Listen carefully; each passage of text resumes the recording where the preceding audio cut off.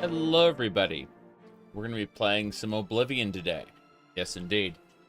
We are starting where we left off, I think, last week. Something like that, doesn't matter. 65 hours into the playthrough. Yes, indeed. Level 18. Oh, boy. Here we go. Time to drink from my sippy cup. Red liquid. Good stuff. Okay. As I was saying, we are here at Bruma. We are just leaving Bruma, as you can see. We are playing as Myra Lantel. Our tagline for this stream is Adventurer. That's mostly a joke, though. Yeah, it's pretty funny. We are going to restore our intelligence because it got drained by something. I don't know what. We should... I don't know if we have a restore intelligence spell. No, we don't. So, we're going to head over to the Temple of Tacos, and they're going to help us. Unalandra Shady Shade is our necromancer friend. I hope I can help. She's a level 15 irresponsible necromancer. Rumors? Watch for minotaurs in the forests. Aggressive beasts. They'll tear right through your armor, too. True. Okay, and then Una Fernsky, a mage. It's my pleasure. Please continue. There we go. Rumors? Orcs don't ride horses. They eat horses. And sometimes I think they're the smart ones. Wait, maybe it's Dunmer who eat horses. No, nobody really knows. Take care. Anyway, we are also a we are a whatchamacallit, a good old-fashioned Altmer. Let me take off my helmets. Plural. Lol. There it is. And you can see that right there, yes. Yeah, orcs eat horses. It's a joke at the horse armor stables. You can buy horse armor and a horse, but they don't really sell horses. It's very silly. Anyway, that's about it. We are ready to go. So, I need to get my intelligence refreshed, so hopefully someone at the Temple of Talos can get it cured. That's the hope, anyway. Should be to the left. But yes, we have magic followers. Give me a second. Look at that. There we go. Yeah, we have followers, and they're good people, really. Our trio of mangy mages, yes. I'm a sword mage. She's a necromage, and she's just a magey mage. And, yeah, we're all mages here. Hello there, I need to talk to you. The Order of Talos welcomes you. Can I get some temple services by chance? I may offer you advanced training in the arts of conjuration, if you wish. Conjuration? Or if you seek basic restoration training, speak to Zaric. Zaric, thank you very much. Who's the healer? Seek Zaric.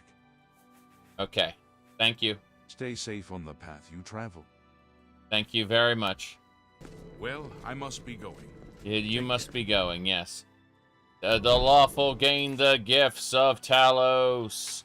You'll notice that it doesn't actually cure your damage stats. That is by design. We must find Zaric, and he may cure us of our ills, if Zaric is even here. There's a good chance Zaric is not here, in which case we will be sad. So, let me see here. Nothing around here. Damn shame. You don't know? Someone doesn't know.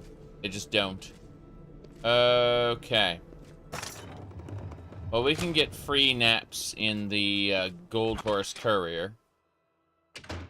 I don't know why there's nobody around, but we'll get that fixed pretty soon. We need to deliver something to Skingrad, apparently, which shouldn't be a problem. It's just on the road to Anvil. I guess we can wait on getting our intelligence cured, as annoying as that is, unless there's a potion at the local I take it you want something. alchemist. Well, what is it? I don't know if there is such a thing, but we can always go have a look. I don't think there's an alchemist in Bruma, come to think of it. There's a general goods store, but... You look like a bright one. I know. What? What? You look like a bright one. What? What? What? Have What? a look around. You won't find better prices in all town. You look like a bright one. What? What? Sorry. That was quite the dialogue we had there. I will buy your lockpicks, sir. But I will buy them at a discount. Yes. You're an apprentice. I buy your lockpicks. Better go... anything Thank else? you for your business. No, thank you. You too. No alchemist, then. Lady down here, maybe? Oh. No. Hello. Yes. You got alchemy? Good that you want to get better. I don't want to get better. I have no Farewell. desire to do that. What? What? What? Okay. Mages Guild, I suppose. Downstairs, one level. Good to see you. Good to see you too. Where's the Mages Guild? I need potions. That's the Adventurers Guild. I should really start joining them and doing adventures, question mark. But in the meantime, I guess there's the Mages Guild. Need to be careful. This place could get destroyed. What can I do for you? What do you got? A recommendation from me? Yes. Well, of course. Raminus would naturally want my opinion, wouldn't he? This is a situation we can both benefit from, associate. You do me a small favor, and I'll happily send along a glowing recommendation. If you can find Jaskar, I'll write the recommendation immediately. Okay, who's Jaskar? He's disappeared. That tells me nothing. I mean, he's really disappeared. No one here has seen him in days. Volinaro thinks maybe a spell backfired. Oof. Is he dead then? If a spell backfired? Don't know about that. That sounds a bit odd to me. Ominous is the word I would use. Yes. Ominous. If someone from the council were to stop by and find him gone, it'd look bad for me. I can't have that. Talk to the mages here and see what you can find out. If you can make Jaskar reappear, you'll have your recommendation. Politics. Not magecraft. Politics. Please come find me as soon as you've located Jaskar. I will. Immediately. Good day. Where's my other follower? Goodbye. I'm noticing I only have one person here. If I go outside, I wonder if I can find her. Kind of interesting. Yep. Hey! Hey! Hey! What? I didn't see it. What? Hey, take whatever you want. It's not... Hey. Hey, Hey, take whatever hey. you want. It's none of my business. How'd you see me? I was... Hey, I'm Tolgan, herald to Countess Narina Carvane here in Bruma. She requests your company at your earliest convenience. So apparently I was seen through the wall, kicked out of the Mages Guild, and then immediately told I need to go see the Countess. That's cute. That's very, very cute. But, how'd she find me through the wall? That's what I want to know. She doesn't care that he's gone. She cares that it'll look bad. Yeah, exactly. That's a little, special. Yes. Okay. Ahem. Onwards and sideways. Yeah. Okay. So there they are again. I guess the real answer is to give up and go to Skingrad, since there are no casters there. You found it because your follower kept screaming. My follower's like, I didn't see a thing. I didn't see a thing. It's that. Well, that's what my follower was saying. Looks like you're handy with a blade. I am handy with the blade. My blade skill is at 100. Yeah, it's 90 plus 10. So, I've got adventurer. Are you here to challenge me? I don't think so. I don't think so. You can't challenge me. Not enough Reddit gold. God damn it. Are you here to challenge me? No. I don't think so. I don't think so either. That is pretty damn funny. Okay. So, we actually have our followers here this time. They didn't just disappear out of existence. Yeah.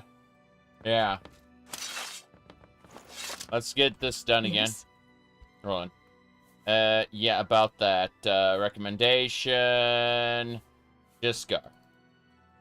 Got it. So I got the quest again. Please come find me as soon as you've located Jaskar.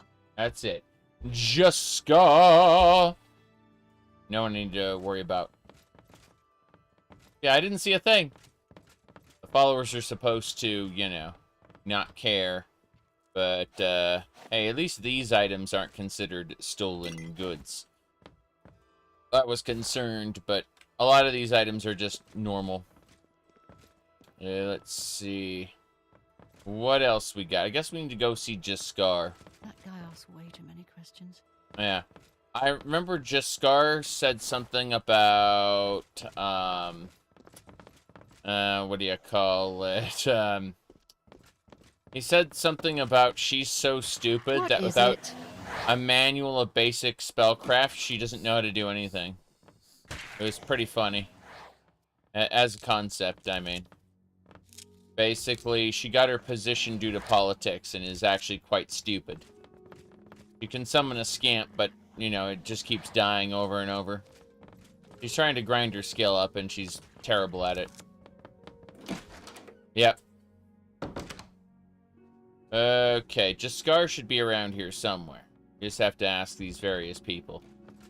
Beware of Venaro. He's on his way. Good day.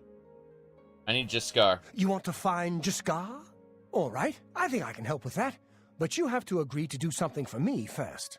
And whatever you do, you can't tell Jean about it. All right? Okay. What is it? That's the spirit. You help me pull off a little prank, and I'll help you find Jaskar. Okay, fair enough. With all due respect to our wonderful leader, She's an idiot. she couldn't cast her way out of a paper sack. It's insulting that we're here, working for her, when she knows nothing. I see. She's managed to butter up the right people just enough to keep her position, and there's little we can do about it. I see. So, she performs, well, I better not say. She, yeah, that's pretty impressive. But we have our ways of coping with the situation.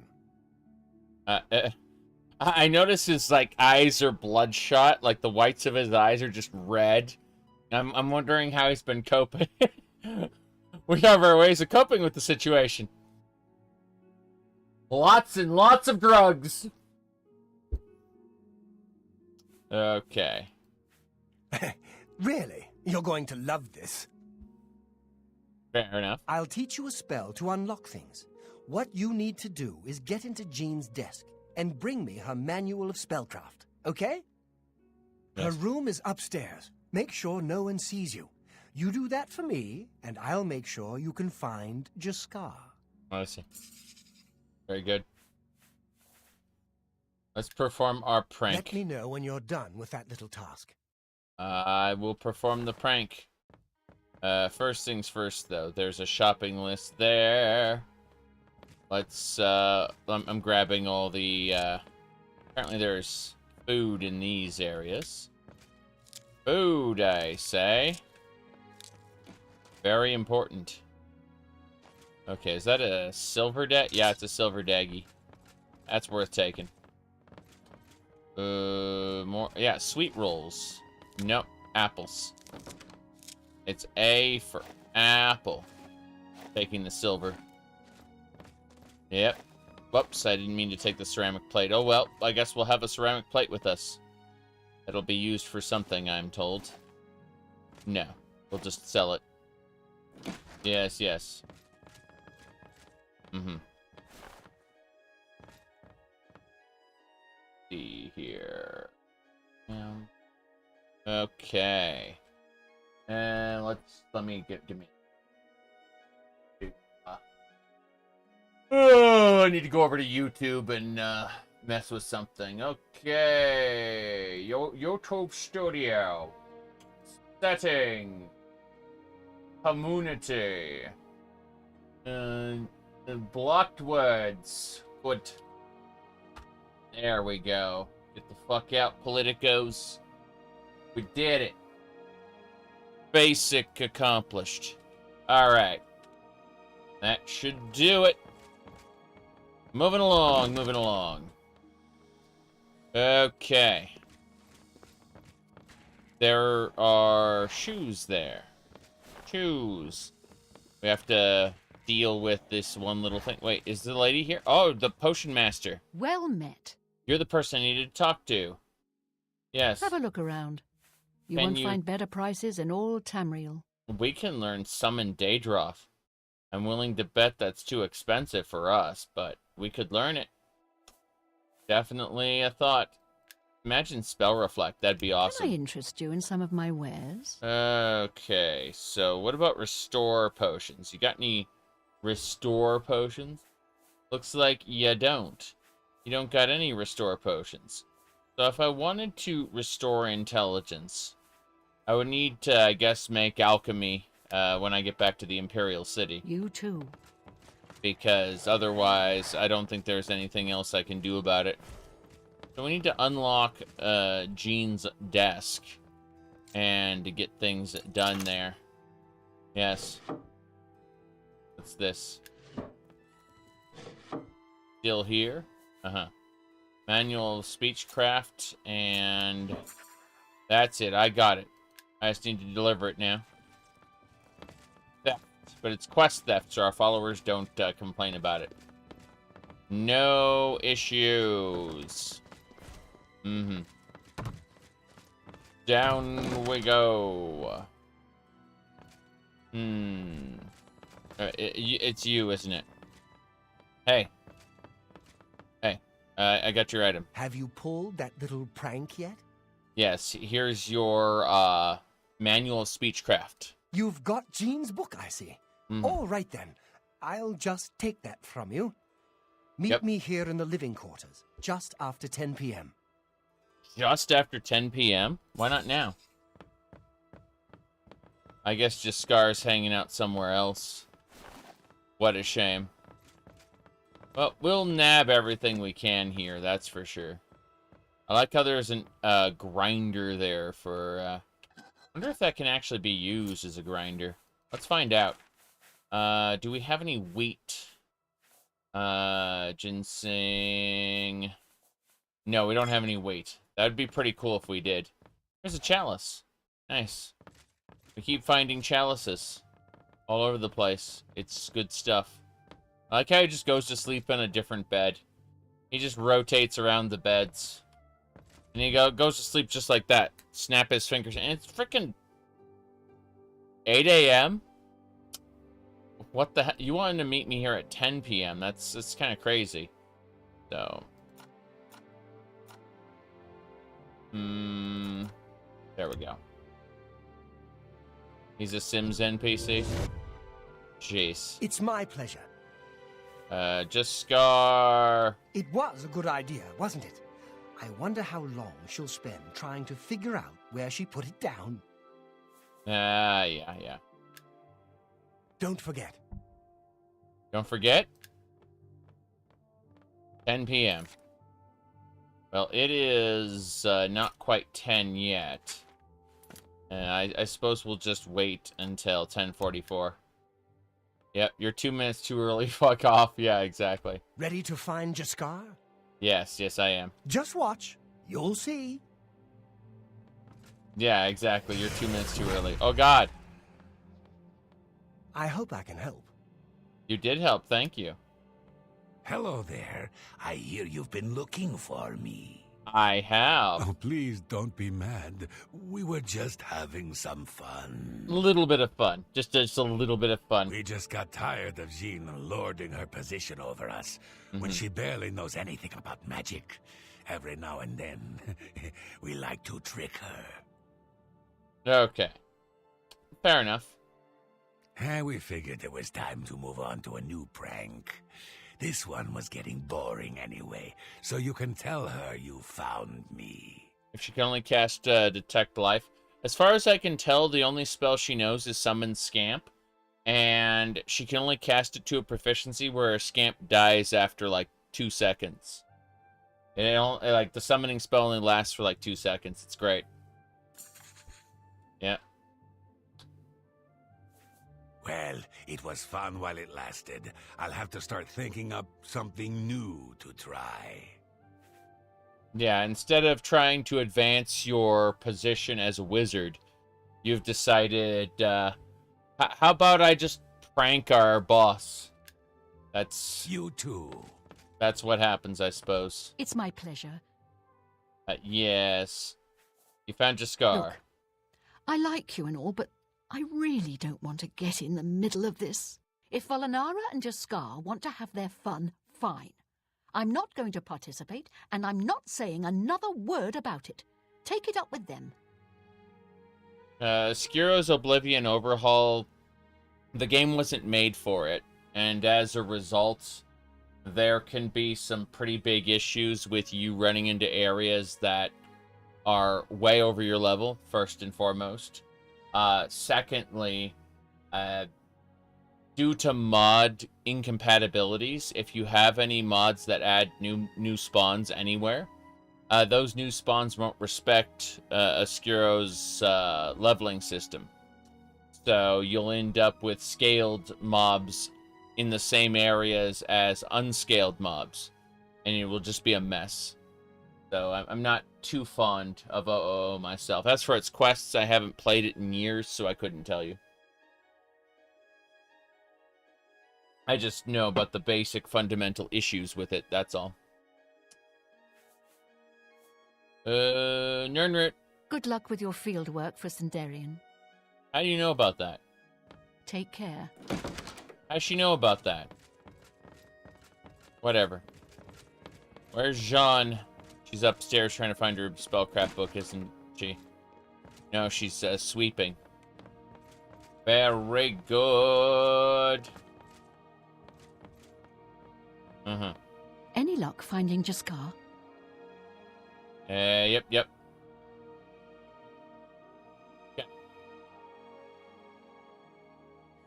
You said they had a Minotaur on the road to Coral. Interesting.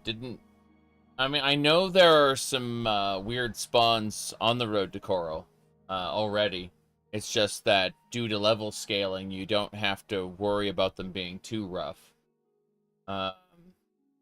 Yeah. Alright.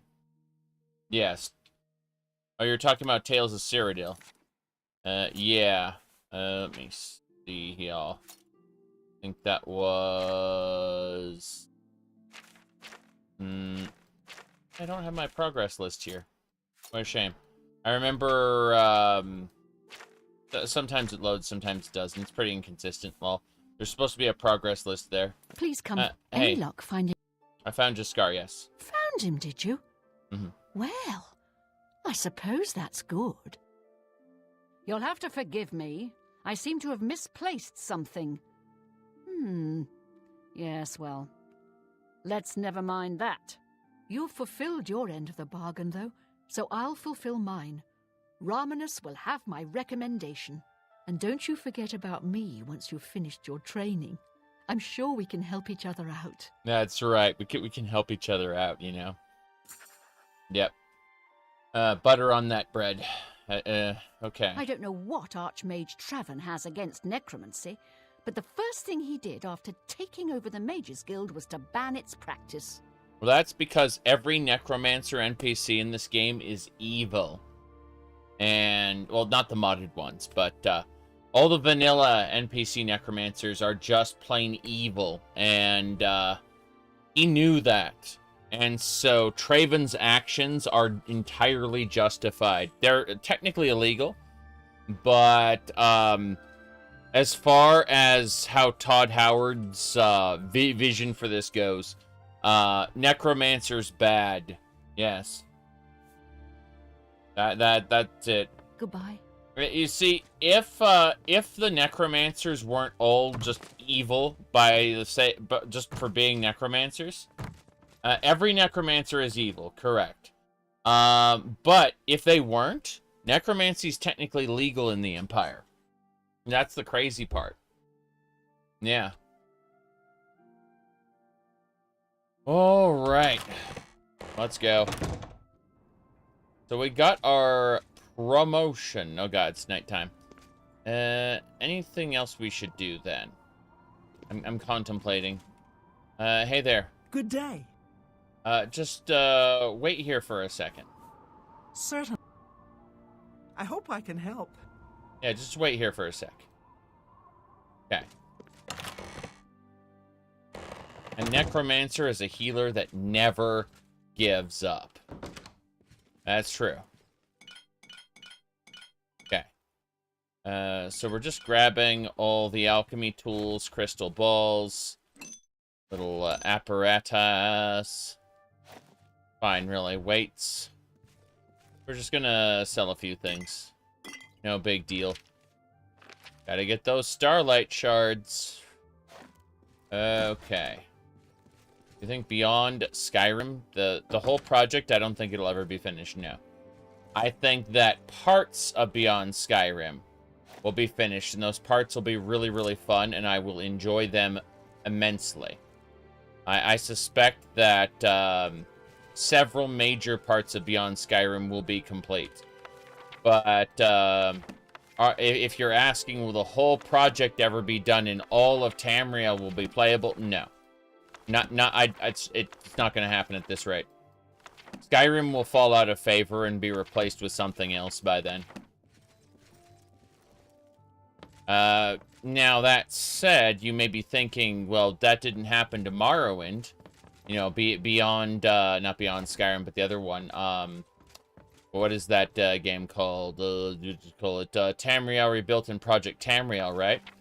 Project Tamriel is still being worked on to this day, but we're going to start running up against the lifespan. Tamriel Rebuilt itself will be finished, I imagine, but as for Project Tamriel, the idea of putting all of Tamriel into the what do you call it, Morrowind engine, we're starting to run up against the lifespan of certain people in the community. Like, by the time we're ready to move on to seriously working on Elsewhere and Somerset Isles, people are going to start dying of, medical, old age, whatnot. You know what I mean? It's not a great thing to think about, but just the reality is that not everyone lives to be 100, if you know what I mean. Okay. So, I do think we're going to get really cool stuff like Skyrim Home of the Nords and possibly even Province Cyrodiil. But, I don't expect to see all of Tamriel in the Morrowind engine. Unless it's in some, like abridged format and or AI generated. Which I would not,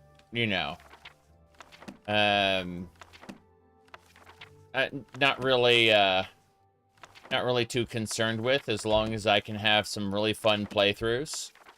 Like, in the existing Tamriel Rebuilt, I've had some really fun playthroughs. In the existing Project Tamriel, I've had some really fun playthroughs. So, they make, another 10, 20 years worth of stuff. Hey, I'll be happy. I'm under no illusion of the entirety of Tamriel being playable in one game in a more condensed Morrowind-like format, to be honest. I'm sure someone somewhere still has that dream, but I don't really care. too much. Odyssey the Dragonborn? Probably, yeah. I expect Odyssey the Dragonborn to be done sooner than Look at the muscles on you. Beyond Skyrim, yeah. Absolutely.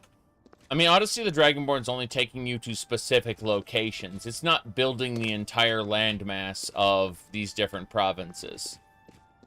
That's something a lot of people don't realize. Is that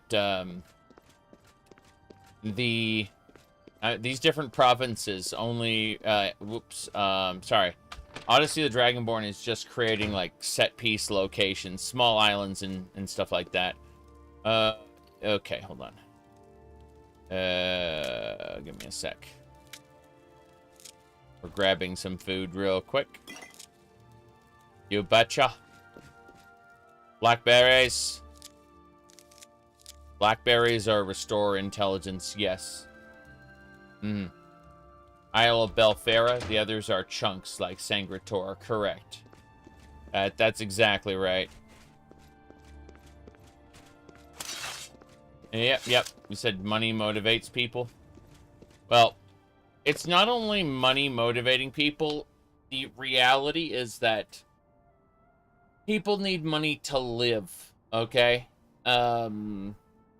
What I mean by that is you're not going to quit your day job to work on a Skyrim project if you need to pay rent and eat food, you know? Oh, boy. Okay, so Mr. Worldweary's upstairs, I think. Up in the area up here. Give me a sec. Gerald View. Keep the lights on, yes. Greetings, High Yes? Hello there. Bruma. Nords who drink either get friendly or mean. I'm here to deal with the mean ones. Ah, he's here to deal with the mean Nords. You two heard Hi any there. news lately? They say that the priestesses of the Chapel of Dibella have all been murdered. No one even knows who did it. I heard there's a prophet in Anvil who seems to know what's going on. Although, as usual, he speaks only in riddles, as prophets always seem to do. I see. Is that so? Poor Eleonora. Seems her boyfriend, Gerunda. Unfortunately, even if you can farm food for yourself, chances are you're going to need power. And, you know, solar panels are pretty cool, but they need to be maintained, and that costs money. They only last a couple years. The batteries will only last up to 7 years to store, you know, power for the night. Like, you're looking at ongoing expenses, which requires you to have a stockpile of wealth if you don't want to work. It's that simple. Yep. Stolen some gold from her and left her penniless. Now he's in jail and she's I don't desperate. see Mr. World-weary guy. See? Nope. I don't see him. I'm gonna go hang out at his house. Yep. Don't know what else to do. Good evening. Okay. Yeah, I'll just hang out in his house real quick. He'll be here soon enough. We just have to chill out. Where is he? Bastard. This sucks. Is he here? I'm really tired. Yes, let's talk. Yeah, my favorite He was customer. out all night. What do you got? Yep. He was out all night. Yes. Okay. Let me see here. We're gonna sell the clothing. I think I can move the item at that price. Yes. I think you can too. I think you I can can't too. make that deal, even for you. Damn, he can't make that deal even for me. What a shame. That's more than Okay. I'd usually pay. I think I can move this item for you at that price. I mean, Got that's anything cool. else? Yeah, I've got other things. I Got other got things to sell. a good price. Good price for a good customer. Yes. That's right. The Nord fence buys a lot of silk outfits. Yes, indeed. Lingerie and whatnot. It's absolutely true. You draw. I think I can move this item for. That's a good deal. He A does fine move the item, transaction. yes. You've made a Bear good. shirts. Okay. I think I can move this item for you at that price. Damn right Got he can anything move the else? items. I'm still looking. Hold on, sir. Hold on, sir. I will sell you I can books. move this item for. Can move that item. Yes. I think.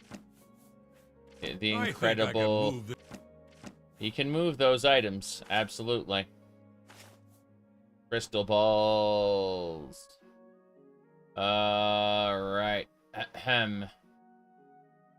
Yep. Good. I think I can move this item for you at that. That's more than I'd The usually scales pay. of You've fate. made a good bit of gold. One of the best things I saw was someone was trying to like hype up their mod, A good price for. and they explained that the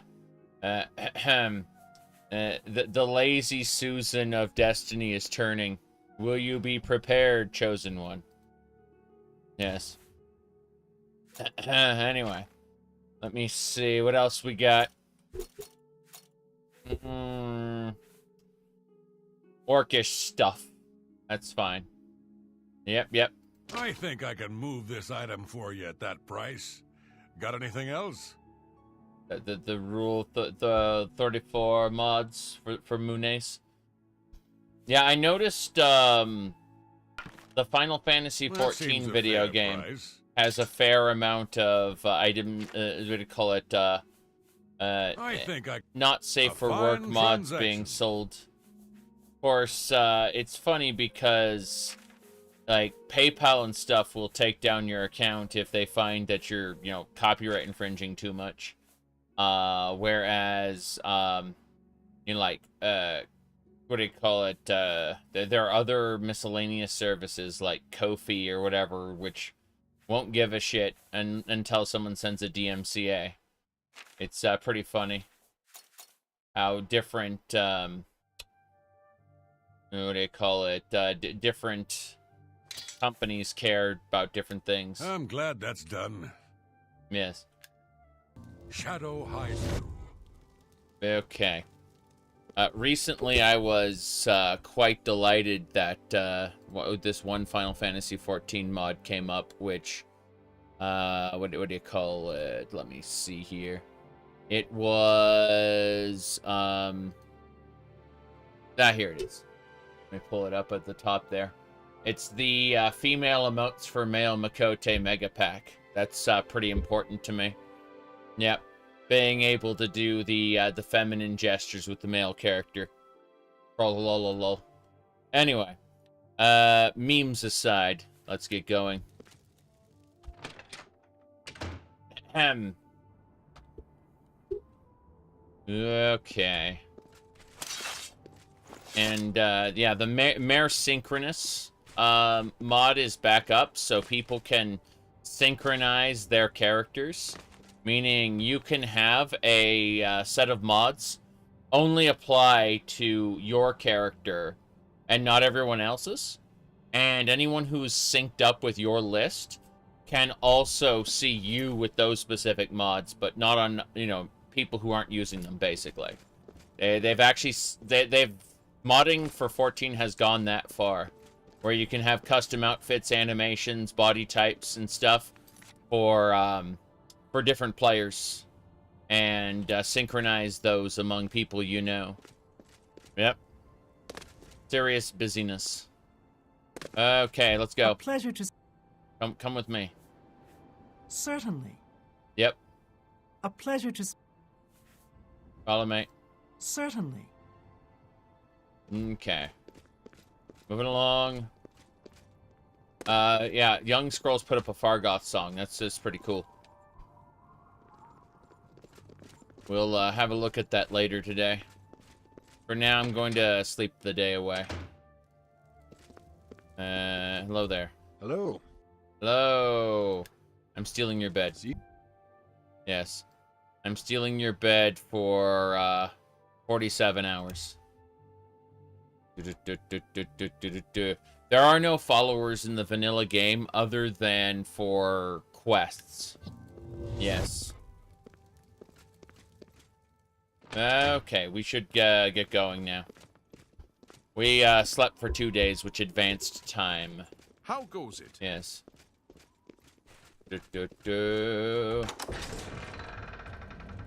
Let's go. We're heading down to Skingrad. We're gonna head through the Imperial City, and that'll be fine. I don't have a package to deliver in the Imperial City yet. I just have to go to Skingrad for nonsense. Let's see.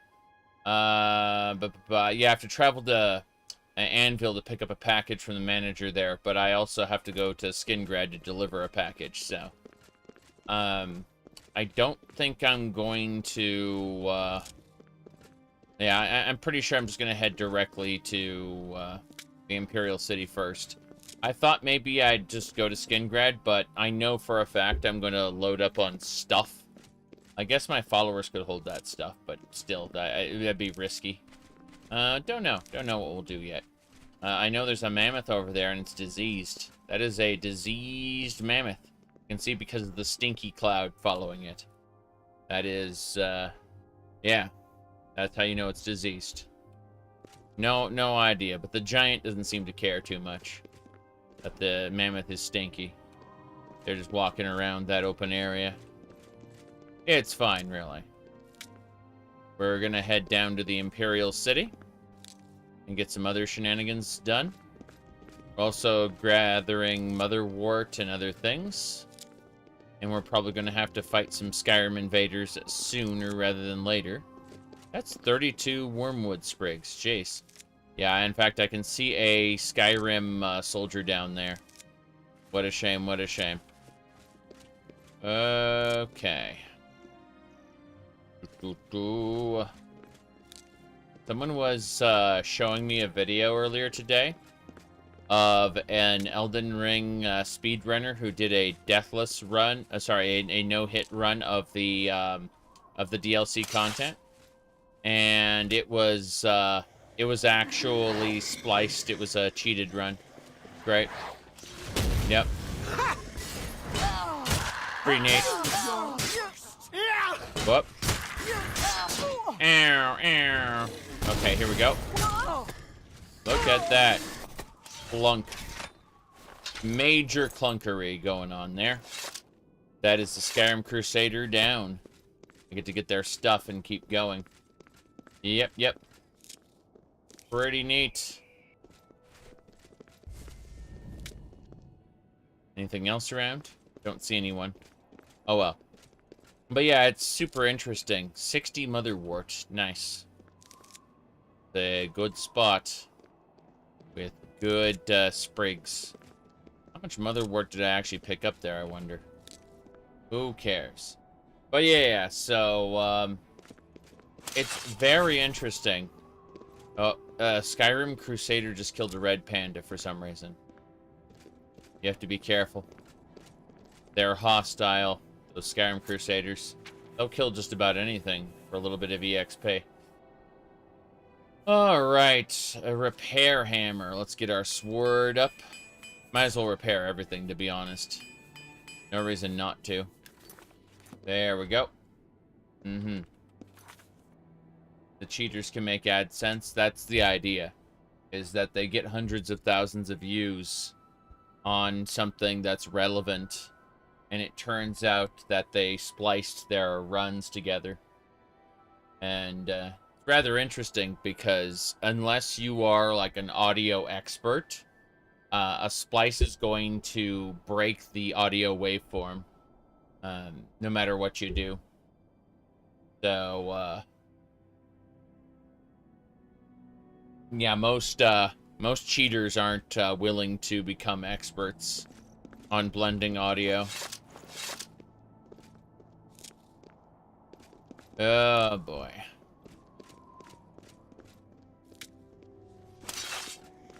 Okay, here we go. That's a Skyrim warrior. Good. We got her, hell yeah. Skyrim warrior defeated. What I'm talking about. Who's next? There you go. Can't hurt me. Not that way. What are you gonna do about it, huh? The answer is hurt me a lot. Yeah. I know I'm pathetic. That's why I have minions to help me. Yes. All kinds of good loot. Hell yeah. Great loot. Get a big heal, big heal. Skyrim warrior looks like a Breton to you? Honestly, everybody looks like a blob. To be honest. That's basically Oblivion characters in a nutshell. The racial characteristics aren't nearly as distinct. Yep. Skyrim kill cams are great until one either triggers on you while you have plenty of health. Or, what do you call it? What's the other issue? There are a handful of other issues, but, basically, you know, you'll go to fire a spell, and it'll perform a kill cam, and the spell will miss, and then, you'll turn around and immediately get killed because you couldn't take action during the time the kill cam was happening. And so you just kind of shrug and go, the fuck? Yep. By Ysmir's beard. Remember when Ysmir was a, what do you call it? A god? And not just a title? Whoop.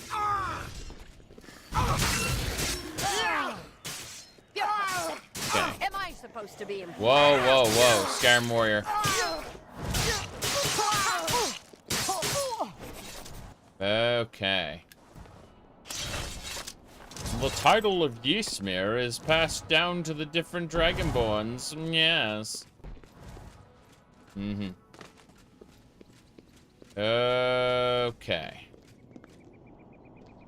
That'll do it. We have slain our enemies. Matitalos, yes.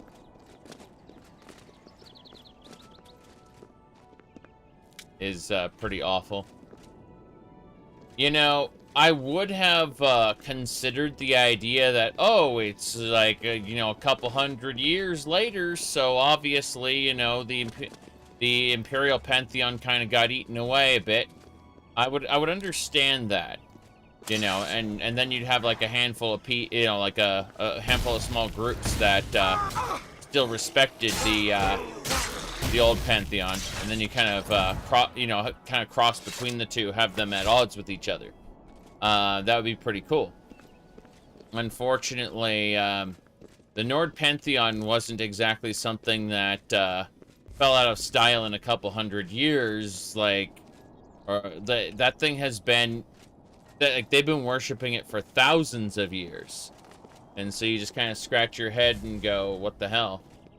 I don't really care about Cyrodiil being a jungle. That actually doesn't matter a whole lot to me. I care about the Imperial Navy, the Imperial Dragon Riders, the Shadow Legion, you know, the Emperor's secret guards, who were all battle mages. Like, all of these different forces. I care about the Imperial forts all being ruined. And you're given contradictory reasons for that, by the way. You are told in-game that the Empire is too busy with the other provinces, and they're leaving their own, you know, like, places to rot. But, you said Dwarven airships? No. Elder Scrolls Adventures Redguard. Tiber Septim's time, they had just straight up had Imperial airships. Yeah. What do you call it? You know, bunch of shit. Yep. Anyway, all I'm trying to say is that even if you come up with justifications for the way things are, I would still take issue with the fact that it was written that way to begin with.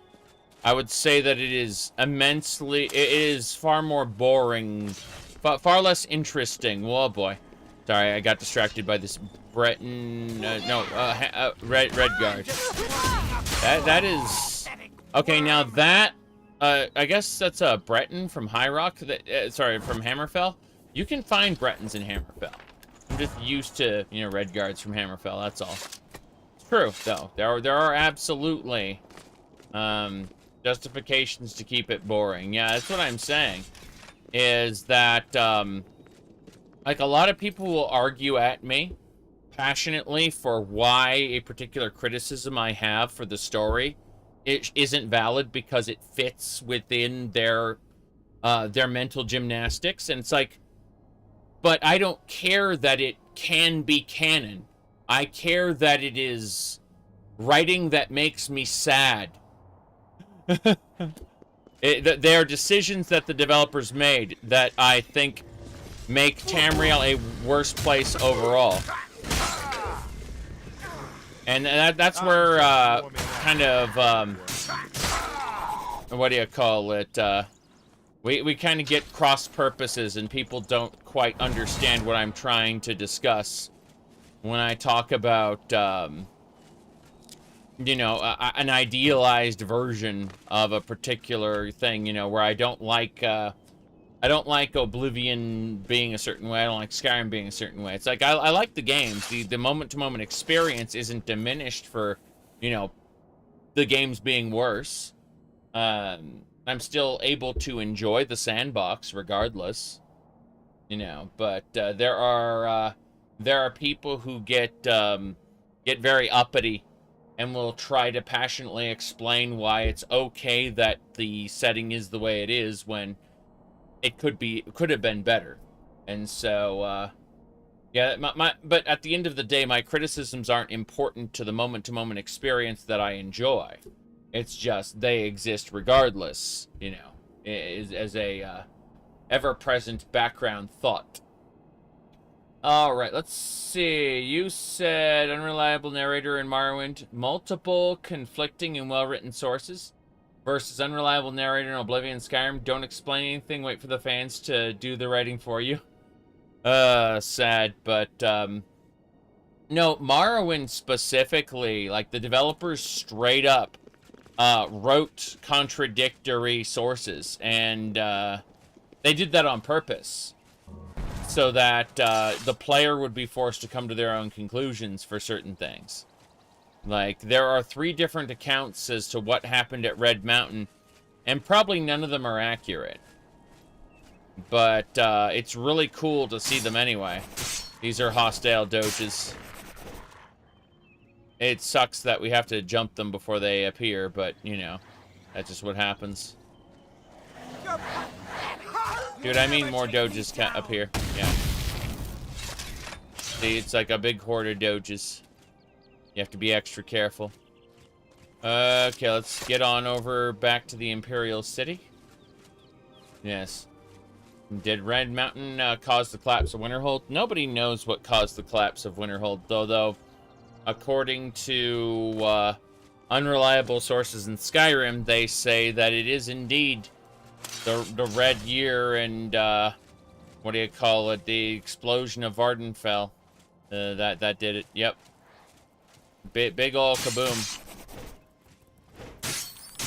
I mean, mods that take us to Morrowind will have to downsize the devastation.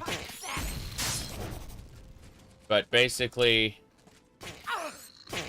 they told the story where what do you call it?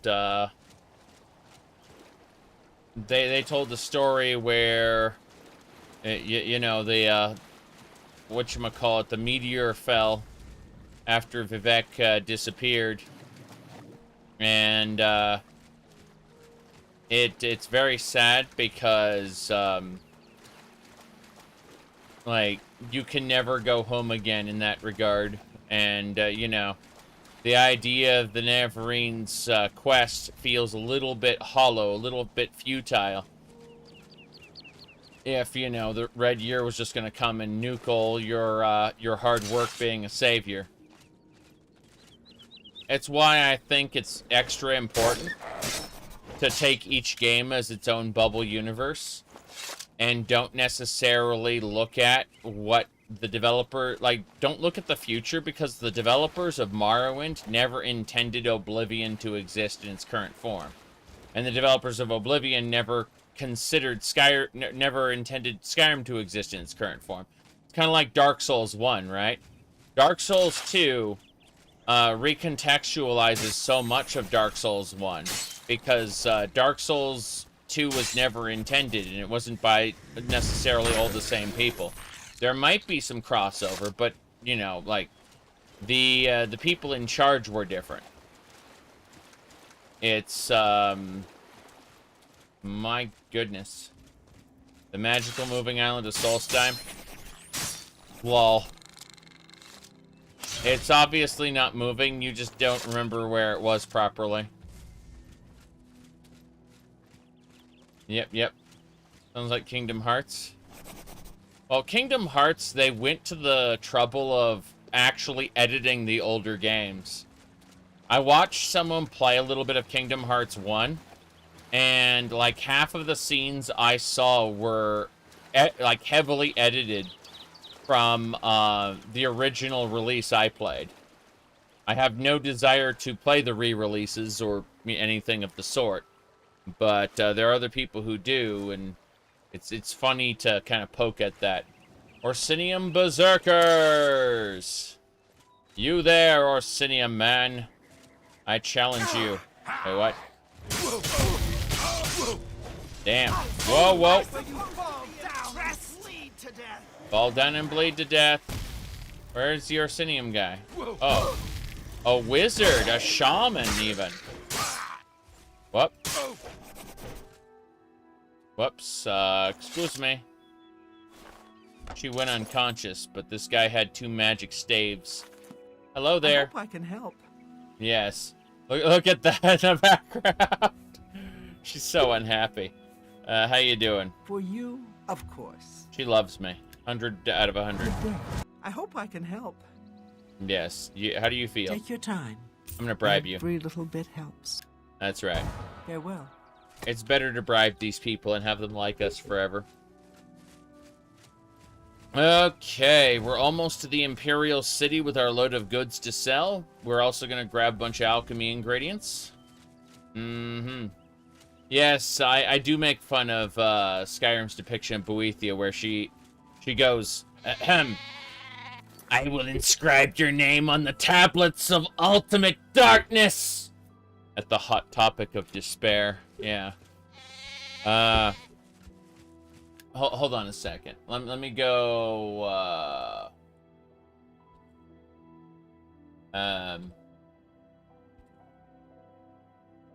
hold on.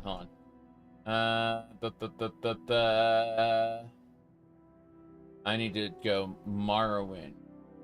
Got it. I'm gonna go to YouTube. And I need to go to, yeah, YouTube. And then once I go to YouTube, I go to history.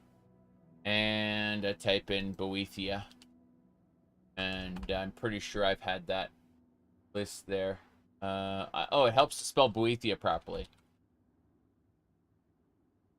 Yeah. Turns out Boethia, yeah, it needs to be spelled properly. Boethia. Cool.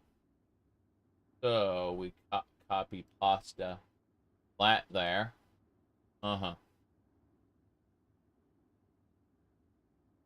Interesting. I'm looking at this, and Boethia appears nowhere in my watch history. I wonder if they got rid of it. Yeah, I'm looking at it right now, and I do not see the, yeah, I don't see it anywhere in my Morrowind history. That's kind of crazy. I The videos must have been deleted. Well, how about this one? What do you want with me, mortal? My shrine is in ruins. My priests have forgotten me. Will you rebuild my shrine, mortal? Restore it in all its glory? Accomplish this, and I will reward you. You will be the bearer of Goldbrand, my sword of legend. There is one who can help you do this for me. Listen, rough hands to smooth stone, carving rock instead of bone. In Caldera, an artist waits his masterpiece to create. There you go. So, as you can see, that's Boethia. You know, he is indeed a very, very cool Daedric prince. Okay. Let's go carrots. 78 carrots. 84 radishes. 24 potatoes. That's pretty good. Let's keep looking.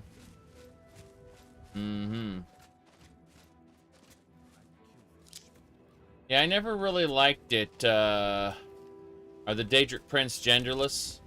As far as the justification for why some of them change, yes. That is the justification. Move up. Okay. Yeah, people went like, oh, why are the Khajiits different? And so they created Khajiit subraces, like a whole book to explain that under different lunar conditions, you get different types of Khajiit. Argonians never got that treatment, sadly. Yes. Well, we know that gender is a construct, therefore it gets +1/+1 for every artifact you have in play. Keep that in mind. Alright, let's get going. Jace. Where the hell are we going?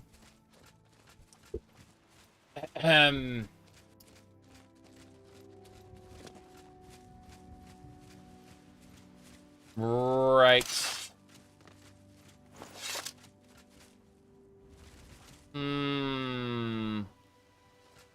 The Khajiit types are pretty interesting. Yes. Yes. Argonians just have shadow scales. Well, Argonians never got detailed lore about the different types. It was just like, hey, they're lizard men. Hey, they're not lizard men anymore. Hey, they're ordinary people with a bonkers face. No, they're completely a lizard dude now. Oh, look, they have a non-human body. Oh, no, they have a human body again. Yeah. Oh, boy. There you go. No, I stole the Magic the Gathering joke. Because I thought it was funny. I don't remember who originally said it, but I stole it. We gotta go talk to Shady Sam and buy all his lockpicks real quick. Yep. Let's go. Shady Sam should be over here. There he is. Hey, Shady Sam, I need to talk to you. You need something special? Oh, no. Yes, ESO did give them Naga. And that was interesting. I do remember that much. Have a look at my wares. I'm sure there's something to suit you. Yes, Shady Sam. I will absolutely buy all your lockpicks. Let me do that right now. All 30 of them for 180. Yep. Buying lockpicks is a good thing. Now I must sell. Sell the trash. Absolutely. We don't have to stop in at the Imperial City. We just need to sell our stuff to Shady Sam. For the most part. Dwarven longsword. Iron You've made claymore. a good bit of gold. Yes, yes, I agree. I made a good bit of bargain. gold, yes. What else? It should be fine. I've got my Staves of Storms here. Can do a good amount of damage. I like that very much. Okay. You drive a... I know I drive a hard bargain, but you have a gold cap of 400. So anything that you want to pay 400 for, I just tell you to fuck off. Because like I don't want to lose money on my transactions. Yes. Good price. A good price. A good price. Yes. Okay. That seems a fair price. You drive a hard bargain. I know I do. But that's good. I think we can go now. We're going to head down to Skingrad. I appreciate your business. Yep. Come see me anytime, friend. I'm here day or night. Nagas were mentioned in a couple lore books, yeah. And ESO added one to the game. Yep. No. Daggerfall had Lamias. And Lamias were, actually, like, human women with, snake bottoms. And, ESO turned Lamias into snake women with, snake everythings. Sadly. Yeah.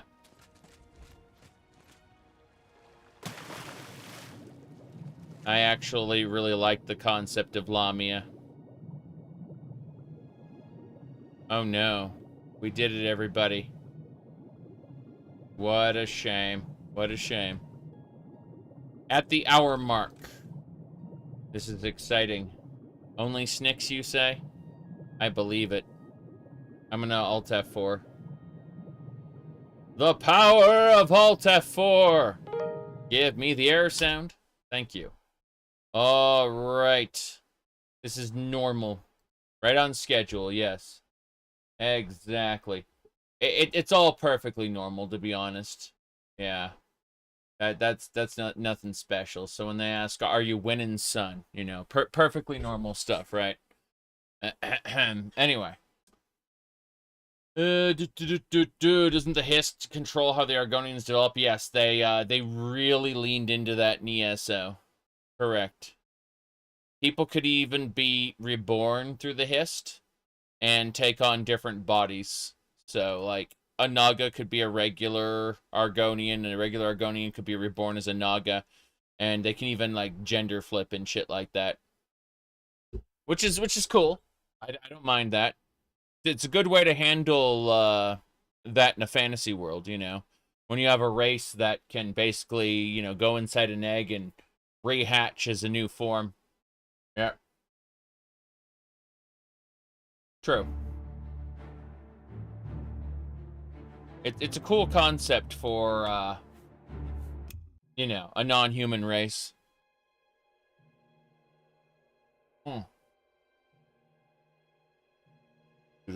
ESO made harpies into WoW versions. Oof.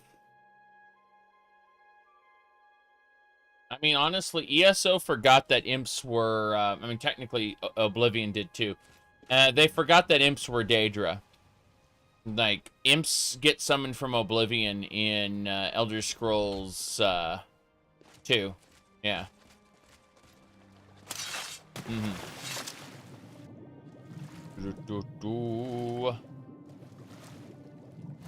Let's get going.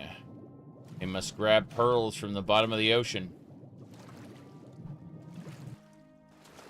Talking to that person is a case of casting pearls before swine. Whoops. Going this way. Onwards and sideways. Imps in Daggerfall are a bit more dangerous. Yeah, well, they're immune to iron weapons entirely, so...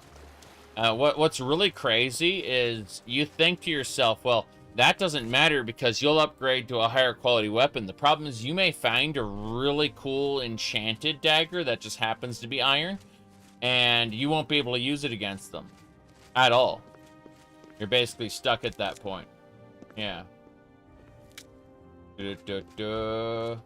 Aren't they just random creatures? No, if you pay attention to the quest text, they get summoned from Oblivion.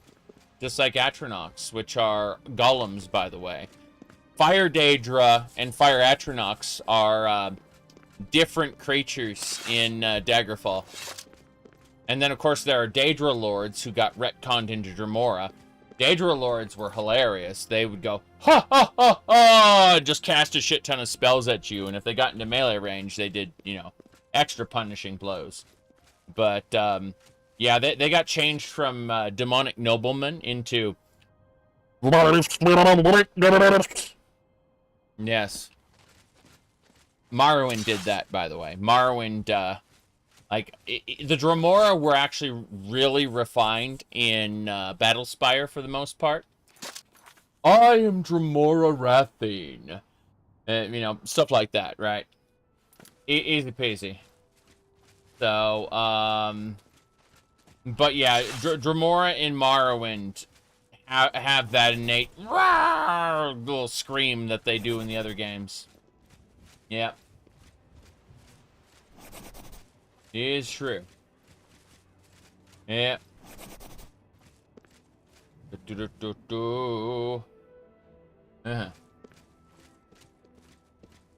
My game crashes like once an hour-ish. Cat, what now? Oh no.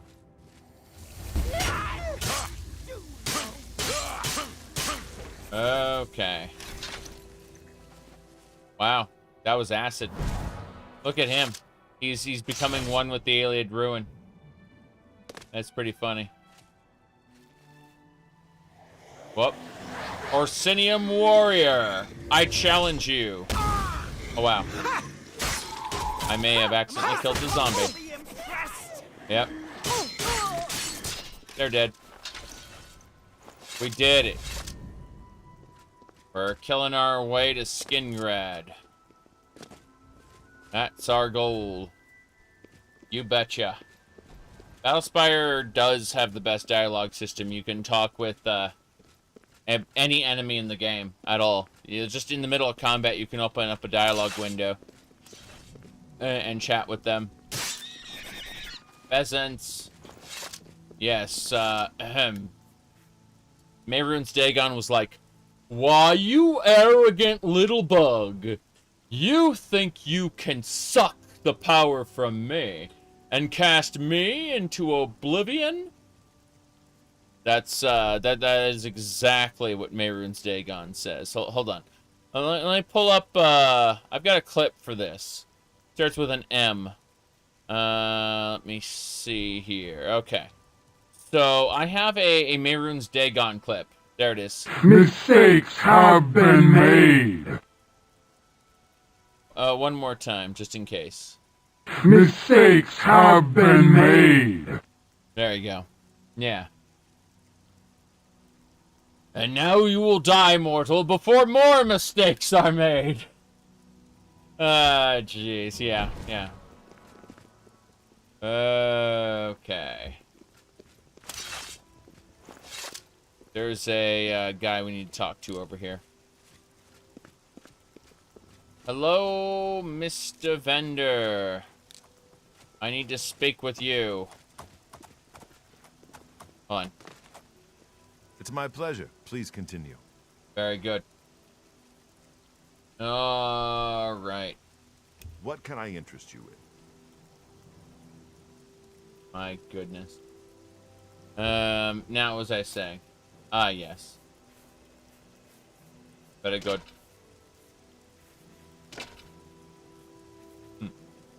Right.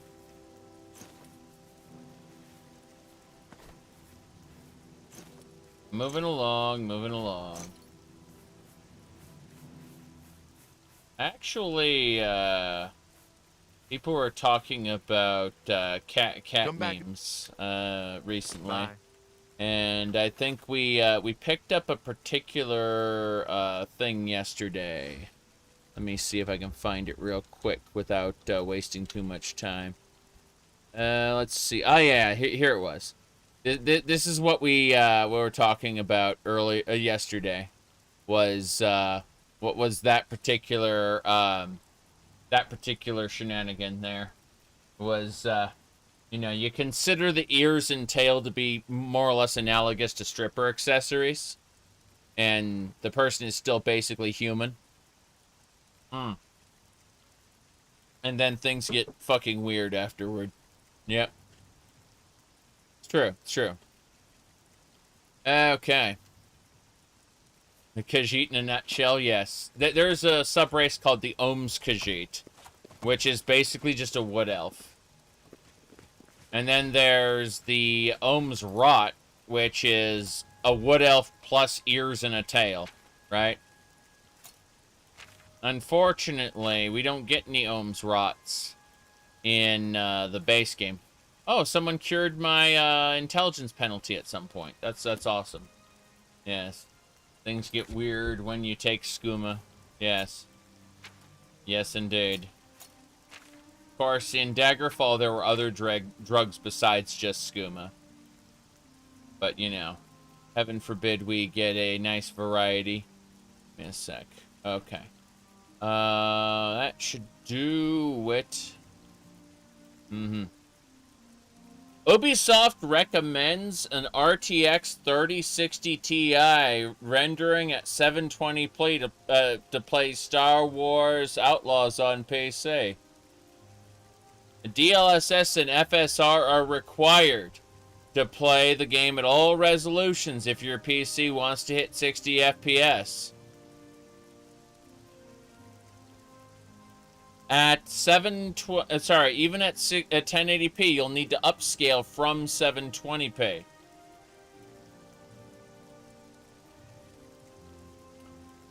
You know, Star Wars Outlaws looks like a pretty cool, like, $10 game. I'll pick up a number of years from now. But yeah, it sounds like terrible optimization to me. You know what sucks? As hardware gets better, optimization gets worse because they can get away with with less and less of it. That's the answer. Is they can get away with less and less optimization by just using more and more of your hardware. Fucking sucks.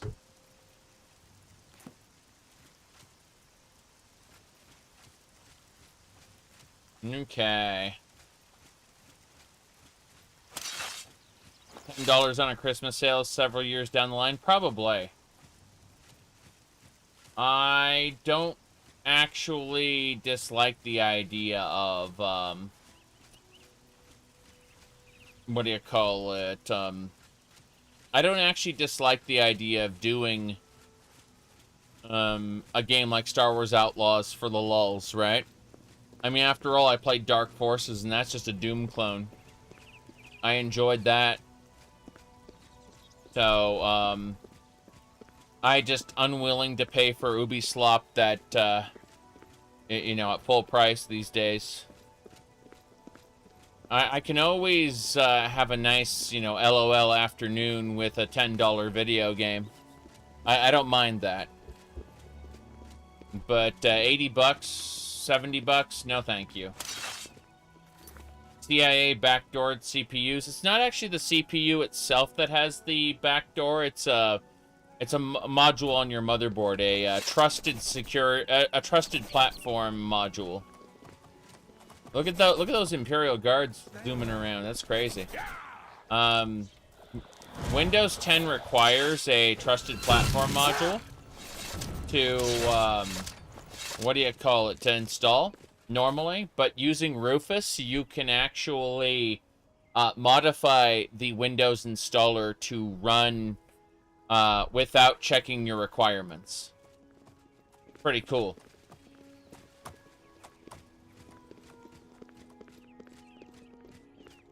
Yeah, DLSS is just running a game at a lower resolution and then upscaling it.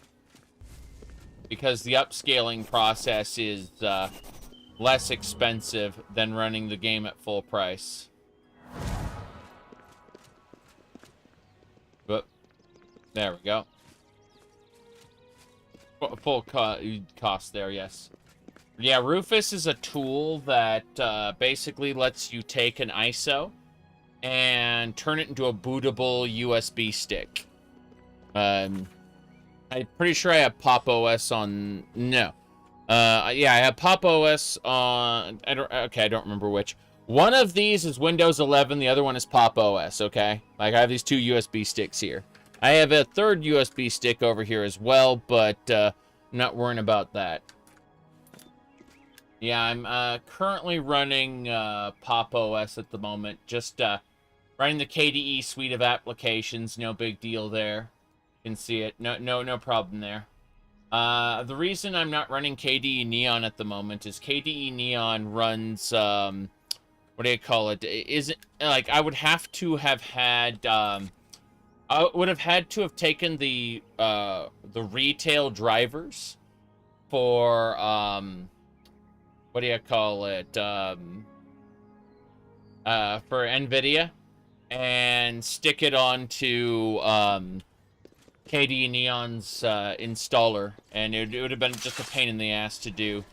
Whereas Pop OS just natively understands NVIDIA's drivers, and all I have to do at that point is go to the terminal and type install KDE full, and that's it.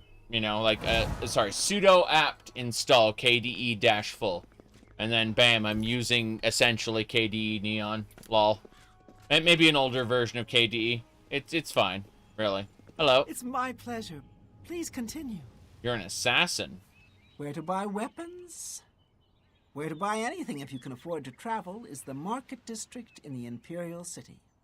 Very cool. Bye. Be seeing you. I need to get to Skingrad. That's where we're going. There's a Spriggan. Spriggan wants to kill me. Yes. Die. Oh, jeez. What happened? Damn. One of those corrupt dusters. Another one? Corrupted Will-O-Wisp? Crazy. Where'd the Spriggan go? Nothing. Well, we're set, though. Hell yeah. Good day. Good day. Farewell. The NVIDIA open source drivers. What's funny is the NVIDIA open source drivers were pretty good, but NVIDIA has basically just decided to go full open source at this point. A little late in the process. The specs they released for the open source drivers before were nearly finished when they decided to go full open source. They're basically just going, oh, the community did all our work for us, lol. That's basically it. But yeah, NVIDIA's basically giving up on driver development at this point. They looked at it and said, this isn't really worth our time.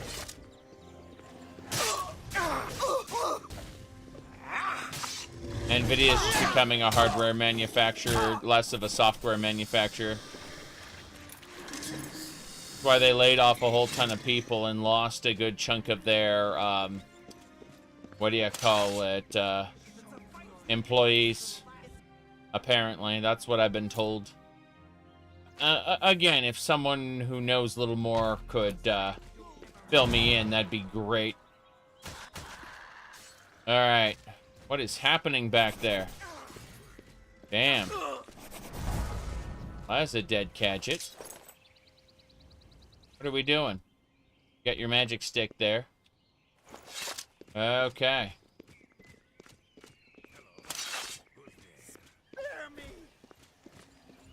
Whoop. Look at this guy. Spare me. He cast Demoralize on her. Does Demoralize even do anything to player characters? Wow! I got knocked down pretty hard. You're outmatched, elf. What a shame. Where's my other sorcerer friend? Yeah, she's still under the influence of whatever that bad juju was. I'm gonna go ahead and use a bandage real quick. It's gonna take a moment. It's gonna take, yeah, 15 seconds to bandage, but then I'll be full there. Yep. And healed. Perfect. You finish applying the bandage. Very good. Let's get going. We're heading to Skingrad still, I think. Yeah, we're pretty close to Skingrad now. Shouldn't be a problem. Idea for Elder Scrolls spin-offs? Oh, plenty. I have plenty of ideas for Elder Scrolls spin-offs. I am not part of the development process, nor do I have any desire to be, but, you know, that's a different matter. Lol. Okay. Let's see here. Howdy, Strat. Good to see you. We are doing well in our amazing adventures. Unfortunately, we are being told that, what do you call it? So here's what happened, all right? We started off in pre-Oblivion Crisis Cyrodiil. The Emperor was alive on his throne. He was happy as could be, right? We may have pickpocketed him by accident on his throne, you know, just reached our hand inside his pocket, and he didn't like that very much, so he sent us to jail. The Thieves Guild went, hey, this guy fucked up and tried to steal from the Emperor. He's the perfect dupe, or she's the perfect dupe for us to get in our organization, right? And so, as a result, we were immediately recruited into the Thieves Guild. Ended up making a name for ourselves there. Meanwhile, we were doing quote-unquote legitimate work as a courier for Chirrup Goldhorn at the Gold Horse Courier down in the Imperial City waterfront. He's a good guy, really. Chirrup is a stand-up guy. At least that's what we thought. That's what we thought originally. The problem is that we found out he was sending us to grab packages from Morrowind and take them over to Valenwood, and that was those were illegal, and the Imperial Guards tried to arrest us. I obviously got away, but they killed the guy who gave me the package, and the people who were going to receive the package actually tried to ambush me, and so Chirrup is like trying to figure out what to do. He took the package back, but now he's sending me over to Anvil to pick up a different package and deliver it to wherever the manager of this particular place tells us to deliver it. This is the oh yeah, and along the way we did find the corpse of Benduolo, which had the Amulet of Kings on it and a detailed accounting of the Emperor's murder. We weren't there for the murder, keep in mind. Like, that just happened kind of in the background. Anyway, we delivered the amulet to Wayne and Priory, and Joffrey told us that, yeah, this is an alternate start, correct. What do you call it? Joffrey told us that only the strange destiny of the Septums could have brought us here with the Amulet of Kings. And he said, you should go to Kvatch and bring us go get the heir to the Emperor, Martin Septim. And I was like, I'm just a delivery person, man. I gave you the Amulet of Kings because I found it. I did the responsible thing and I turned it into its intended recipient, and you didn't even pay me for that. And so I left. And so currently they are waiting for me to go to Kvatch. Supposedly, Mehrunes Dagon is going to attack Tamriel, but I've seen no evidence of that. I have seen no evidence of that happening, okay? And so we're just going to continue on being a courier until we finish the Gold Horse Courier and maybe another couple factions. Then we'll go over to Kvatch, and that's when the Oblivion Crisis officially starts, right? Yes. It's like giving someone their wallet with all the money and not even getting a thank you. Exactly. He wanted us to work for them, and it's like, why? Anyway, we're doing pretty well, though, as far as our character goes. So let's just go over the details. Where was the stats? Yeah, so at present, we are... damn, that Will-O-Wisp drained our intelligence again. What a shame. What if Martin dies, though? As far, like, I mean... He's the leader of the Imperial Blades, right? Or at least he knows the Blades. Like, the Blades should go and pick him up, right? That's what we're told anyway, you know. Like, it's not our problem. We are a courier. Speaking of which, if we look at our factions here, we actually became a knight of the White Stallion after this, okay? So we're actually technically a knight of County Bruma. Was it Leowin? We're a knight of County Leowin. And so our loyalty lies down there, not necessarily directly to the Empire. You know, there's a hierarchy to things, right?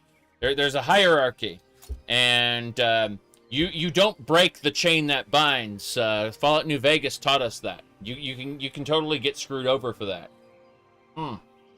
Anyway, I'm mostly joking. I'm mostly joking. What's actually going to happen is that we're just going to chill and do some deliveries until we finish off the Gold Horse Courier.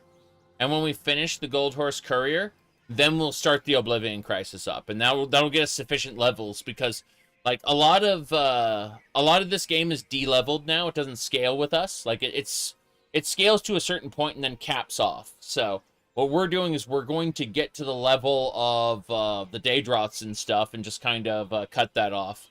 But we got tons of factions to play with, lots of fun. Look at our progress tracker. Check this out. So we got the main quest, Dark Brotherhood, Fighters Guild extra quests, Mages Guild, Thieves Guild Arena, Shivering Isles, Knights of the Nine, and Knights of the Nine Revelations, which is a fan fiction story. What do you call it? The Daedric Princes. Of course, different cities have their own particular quests. And then there's the Ayleid Steppes, Master Trainers, and Tales of Cyrodiil. And there are also other factions, like the Gold Horse Courier, that don't show up on this list. This list is just for some of the main stuff, but it's still pretty cool. Yeah. Oblivion Online. Never heard of that. Actually, no, I think I have once a long time ago. It didn't work, though. Does it just have other people running around in it? I can't imagine it's synced. Okay. Now then, let's get going. So yeah, the Master Trainers. Every Master Trainer has their own quest line in order to unlock their services. We actually have an alternate leveling mod where we invest points directly into stats and directly into skills. And in addition to that, we acquire 5 training points per level, but those training points are cumulative, meaning we have about 90 trains.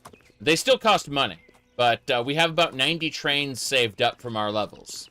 So, yes. Doesn't look synced. Not as good as the Morrowind one. The Morrowind one is great. It is fully featured. It's because the Oblivion and Skyrim ones have to be hacky. You know, they don't have the source code. Whereas, what do you call it? OpenMW, they have the source code for the OpenMW engine. It's, you know, open source, so they can just bake multiplayer directly into the game. That's the reason why it's so much better. But yeah, what happens in the Skyrim version, at least, is they puppet an NPC. And puppeting an NPC to kind of act like the player in the other person's game is kind of nice, but it's never going to beat Neverwinter Nights. Let's be honest here. Neverwinter Nights is the best RPG multiplayer experience you're going to get. There's no beating that. Geez. I honestly believe, out of, like, the CRPG or classic RPG genre, NWN1 is my favorite. Can't say I'm as much of a fan of the base campaign as you are. I am going to play it when I get done with Baldur's Gate. But, what do you call it? No, I don't have the fondest memories of it, sadly. I kind of want to do a cleric, though. I kind of really want to do a cleric. Again, that's my favorite class. So I'm thinking. Hey up! Or else, Hey, Mr. Catjit. Take it from me if you can. we can play it that way if you like. I mean, you're kind of a terrible guy. You're awful at your job. Now, if someone disappears into the grass, what you can do is go to the command console and type TG. That toggles the grass so you can see their corpse.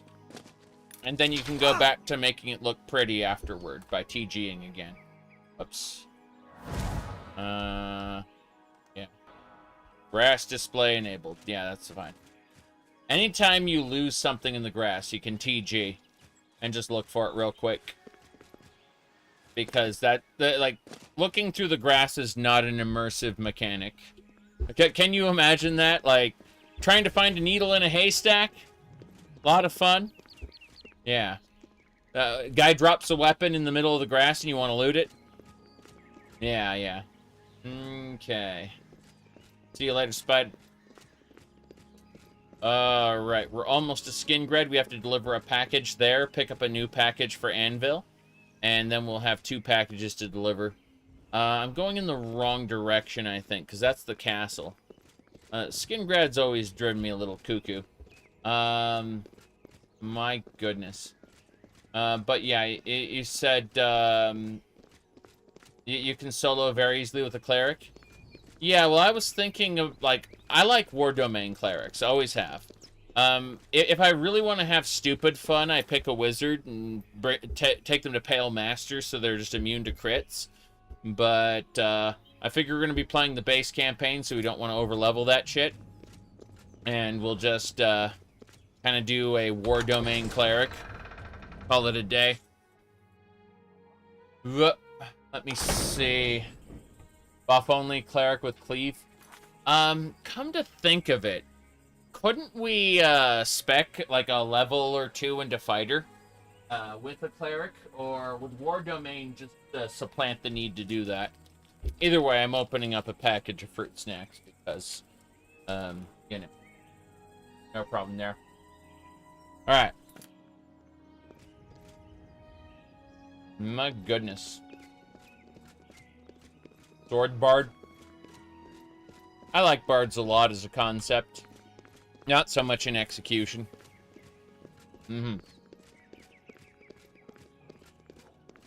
Let's see. You mean first level human, sorry, first level human fighter, get a bonus feat, and then switch over to cleric for subsequent levels? That is a thought. That is a thought. Be a fighter and then discover God. That might be it. I mean, just think about it. You get trained in basic combat by the dude at your hometown, right? And that's why you're a level 1 fighter. And then, we're not talking about Baldur's Gate 3. We're talking about Neverwinter Nights. Well. Anyway. Let me see. Modified 2.0. Yep. 3.0? Modified 3.0, sorry. Modified 3.0. Yep. Yeah,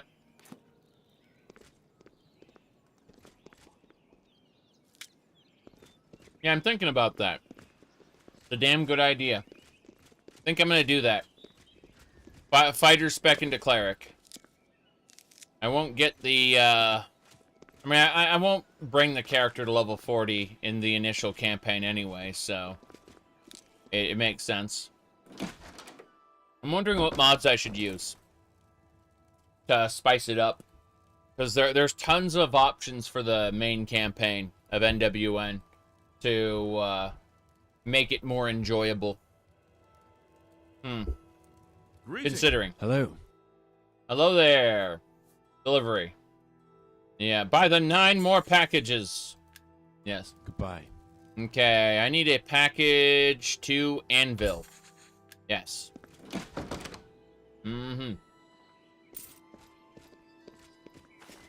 Focus weapon, power attacking cleave. Yeah, and that'd be good for a human cleric then. Because, what will we focus weapon? Wait, hold on.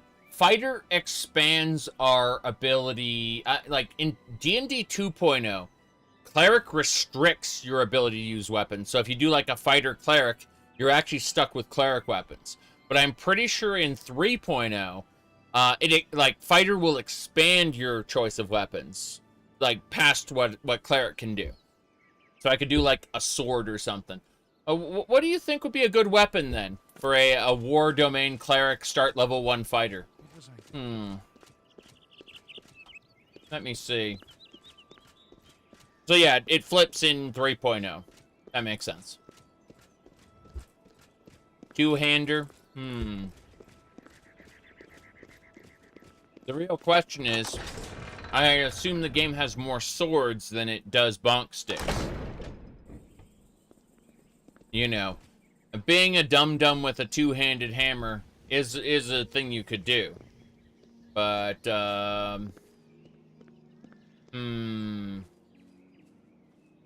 you're right. A halberd with cleave would be absolutely ridiculous, and could, like, you could have, like, 2 or 3 demons attacking you at once. And those guys are huge, by the way, the demons. So, they take up, like, a lot of real estate, but you could probably cleave through all of them with a large enough weapon. It's a damn good idea. I think I will do that later in the year.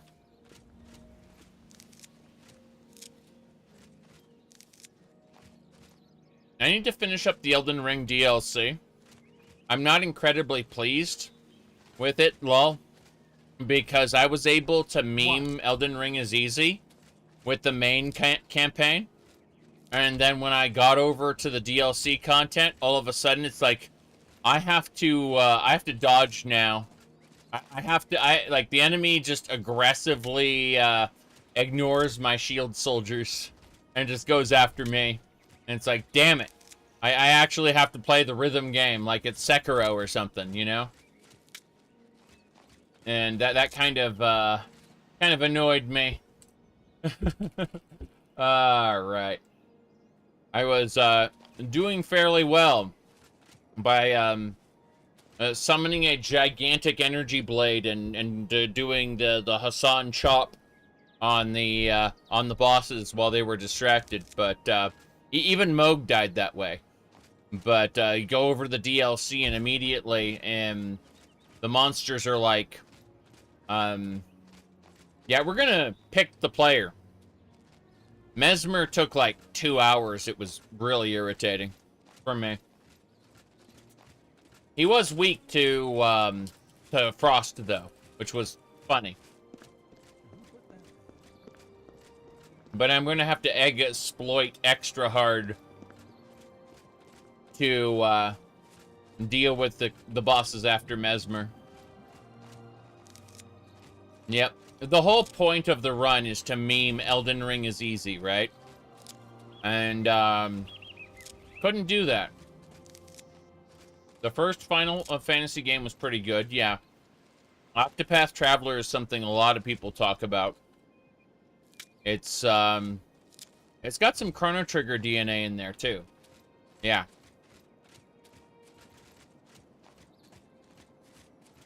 Anyway, we're about done grabbing grapes. Next time I get back to the Imperial City, I'm going to have to do some grabby things. He said, the devs decided on a middle finger DLC to everyone who said it was easy. I mean, you can still exploit enough things to the point where you can face tank even like the final boss. It just requires very specific talismans and specific powers.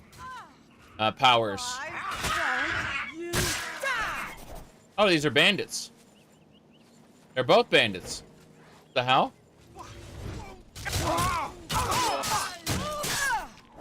I guess she figured I was their ally? I don't know. I helped them kill a goblin. So suddenly they lost their minds. Yeah, it was very silly. Oh, you know, I could probably kill the bosses of these dungeons now. I've got magic staves capable of killing the goblins.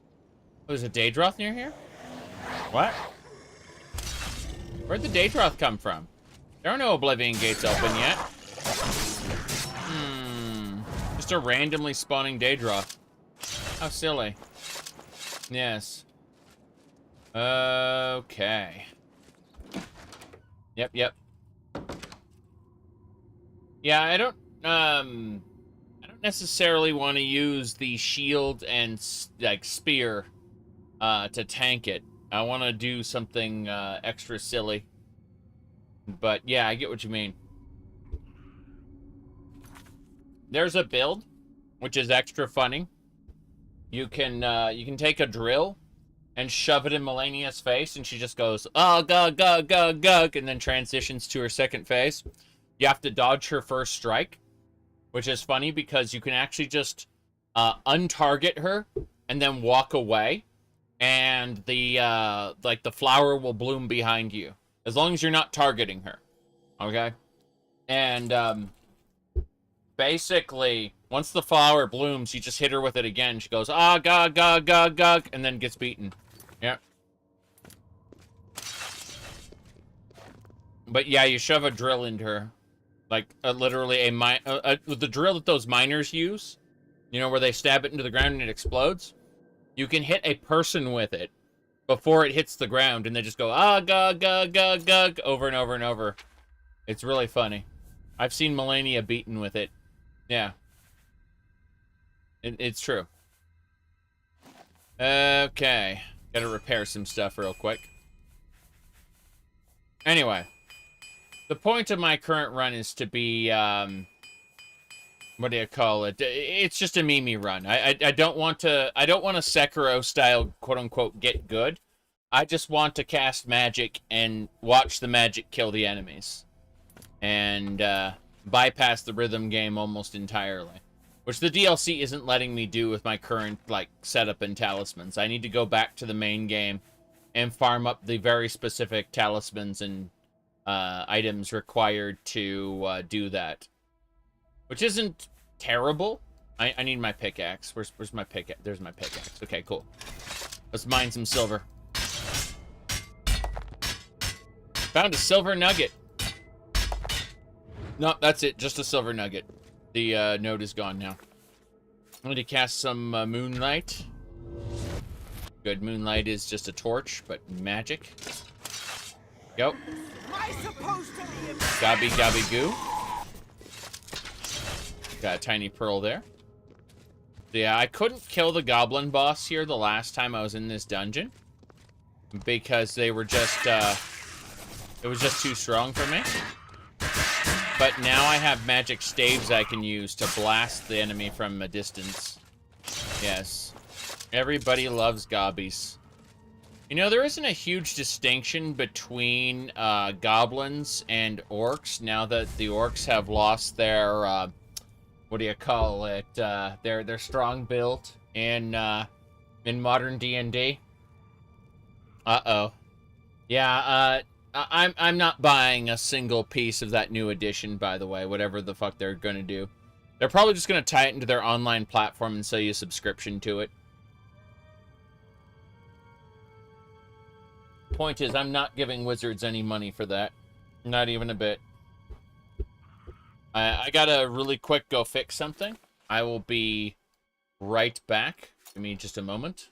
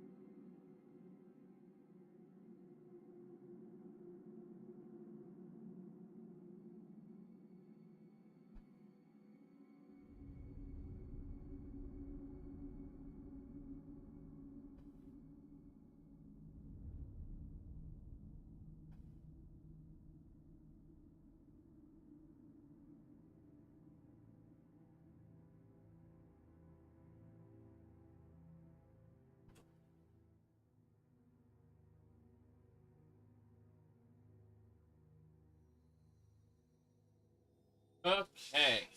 Should be good. Let's get going, I say, as I realize I need to fix something real quick. There we go. What do you mean there's a spot on my glasses? Haha. Let's go. You said modern D&D is made for trendy nerds and not actual fans? Yeah. Well, I mean, look at the Dragon Age, what do you call it, Dreadwolf slash, Veilguard, memes. Well, War Chief is dead. Got their key. What was I saying, though? Oh, yeah. So, look at the Veilguard nonsense. And you'll realize that the Veilguard nonsense was created, like, not the game itself, but the, advertising, the marketing, is being, aimed at, like, Marvel fans. You know? Hold on a second. Ooh. There we go.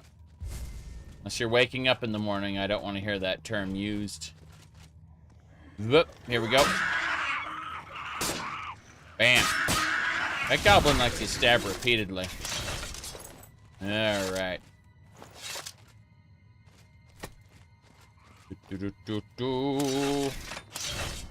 Alright. Let's see here.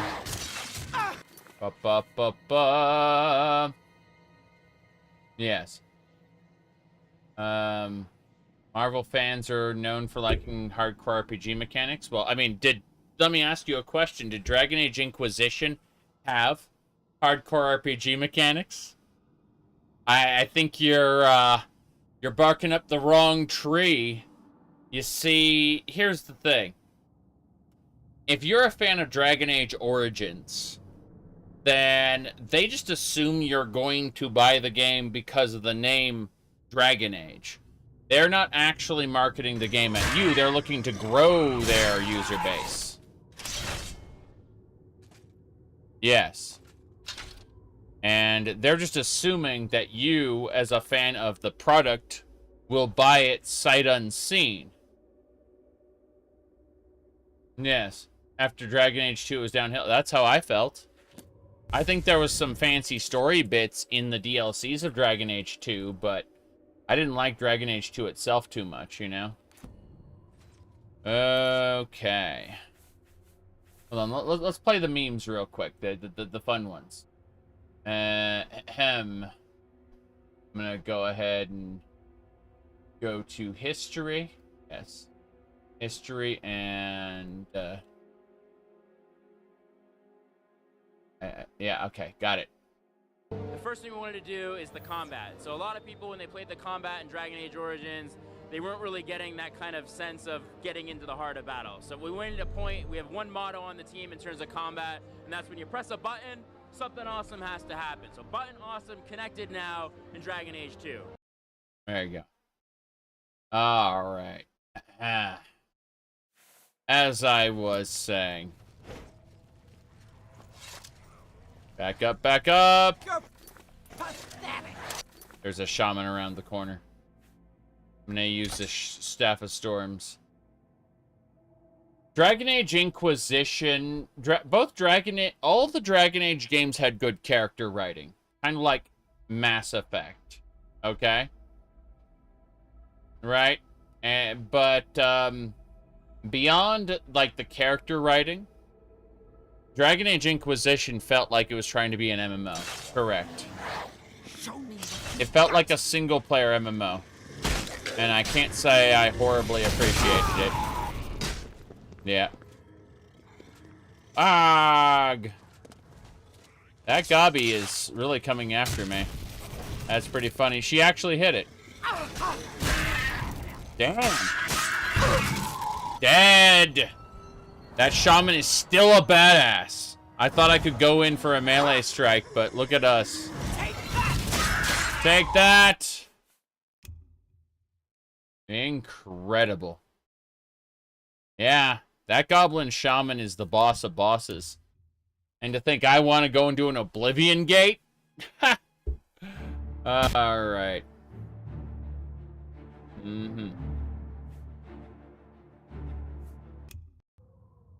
World resets to status quo. Lol. We gotta tell more stories. They still had ideas back during Inquisition that it was going to be a transmedia franchise.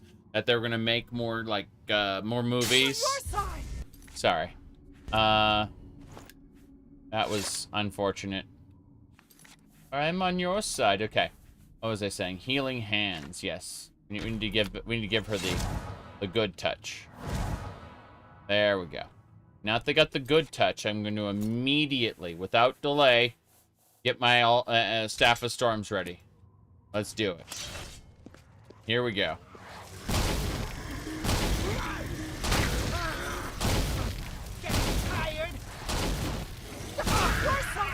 Sorry. I'm on your side, your side, your side, your side. My staves are not strong enough. Oh god. Damn. Yeah, that didn't work quite how I wanted it to. Oh. Yes. Ah, yes, Gamergate. The time when people had legitimate concerns about, what do you call it, ethics in, you know, gaming journalism, and then a bunch of trolls co-opted it into something that everyone can point to and say, look at those trolls and the horrible things they did. And the actual core message, which, you know, was still a good message, got drowned out completely by the trolls. It was great. The internet was the internet. And so, is anyone here familiar with man covered in shit syndrome? Man covered in shit syndrome is where you may have a good idea, like something that is important to you, okay? And other people agree that that is an important thing. But then a man covered in shit runs up to you and says, I agree with him, but we need to do more. And they start spouting the most bullshit you've ever heard. And so, from a third-person perspective, everyone associates your ideas with the guy covered in shit. And says, hey, that guy, he's friends with the guy covered in shit. And that's it. That's what ends up happening. Is, unfortunately, you may have had, like, nuanced, like, important ideas to convey, but they have been completely and utterly wrecked by the man covered in shit who's decided he's going to spout all kinds of inane nonsense in addition to what you had to say. Yeah, the well was poisoned, correct. Anyway, that's Gamergate in a nutshell. There were some very important notions at its core, and basically all of it got drowned out by bullshit.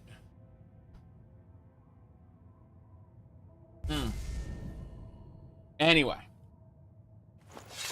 let me see here. I know people to this day will go, people weren't really being harassed. There was no evidence that actual people were being harassed. Bitch, I get harassed. I can ignore it because I am, how I put this, I you know, block and move on, easy peasy, right? You know, just don't give them attention, disconnect and move on. There are other people who it, like, really fucks up their day, you know, to get, like, 3 or 4, like, really, obscene messages. It'll just ruin their entire day, right? And so, it's interesting that, you know, you will get people on the internet who go, I don't believe that harassment happened. Like, bitch, I get harassment. Of course I believe them. Most of them. There's that one lady who, like, faked her own harassment, and that's fucking funny. But no one cared about her until she did that, which is extra funny. Anyway, aside from the standout case, that, like, there are assholes on the internet everywhere. And that's just, yeah, you know? Yeah, like, if you're gonna live on the internet, you have to deal with that fact. Like, you have to come to terms with it. Okay, here we go. I'm gonna try again. Here we go. I did it. I killed the boss with spam. Yeah, shit. If that boss had used a lightning bolt on me, I'd be dead right now. Yes. Yep. No one cared about you until you put on a mask to harass yourself. Yes.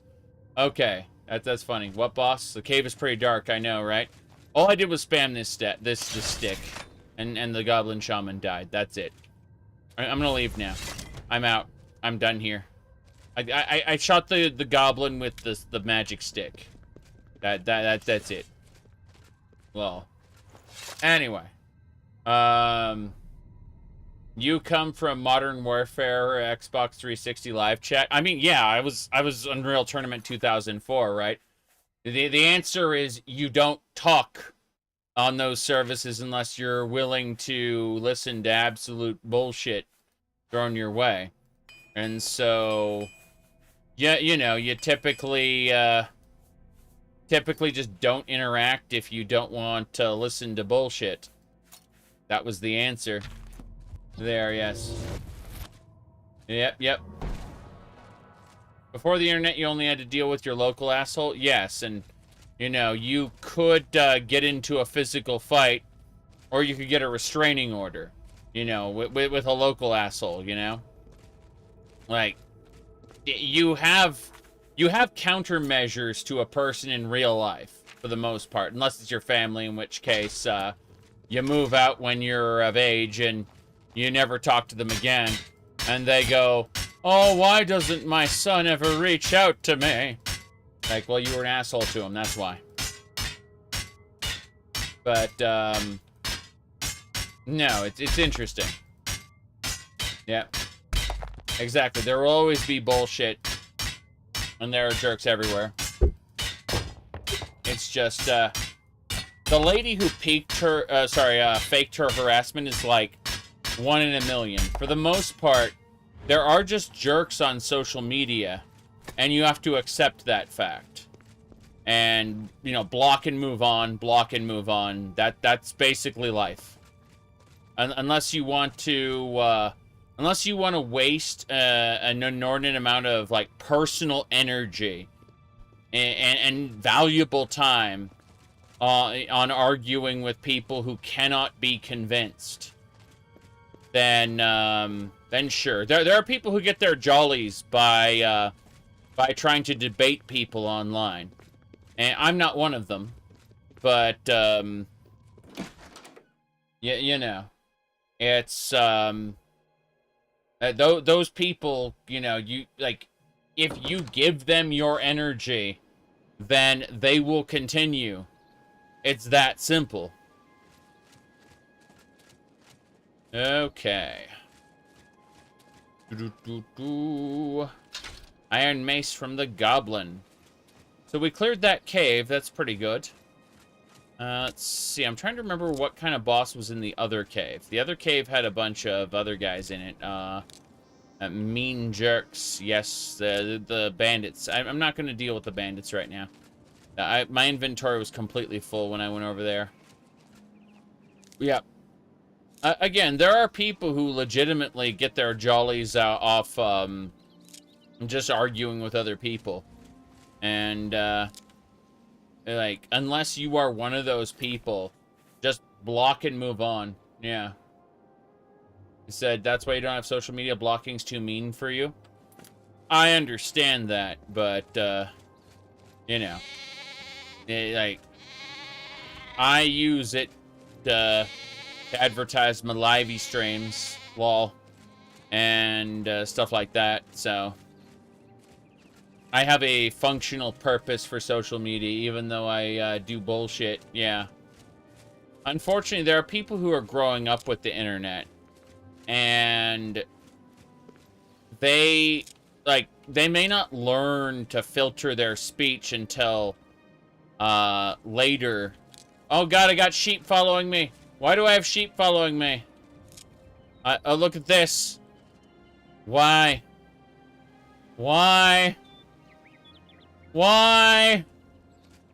Apparently, when I sheared the sheep, they decided to follow me. So now I have, wake up, sheeple! Oh, God. It's terrifying. Okay. Oh, they left. Okay. Good. I was a little afraid there for a second that I was going to have a horde of sheep chasing me forever, but they seem to have, when I left the sheep area, they returned to their place. Look, I just wanted to steal the wool off of them. Okay? It's that simple. I'm gonna check the chest in the water. There's nothing in the chest in the water. What a shame. Anyway. I'm not advocating for people being assholes to one another online, right? I really am not. I'm just saying that, it's something that needs to be considered, when, you know, you're using social media specifically, right? You know, you have a robust set of muting and blocking tools. I've muted quite a few ongoing events and blocked quite a few terms from showing up. So, people will very often ask for my opinion on something and realize that I am in fact not responding to them because I never saw the message, because it is muted, because I do not wish to get involved in certain things right now. There's a scamp killing deer over there. Interesting. But it's the idea that like, how do I put this? Yes. Alright, let me go ahead and delete that.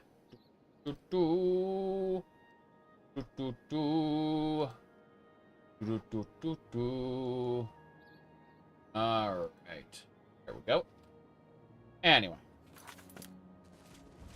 Now it's saying. How long did it take to download and install the mods? I don't know. I did that like a couple months ago. Yep. Okay. Got it. We're good. Yep. Yeah. Took a while, but it was worth it. I mean, yep.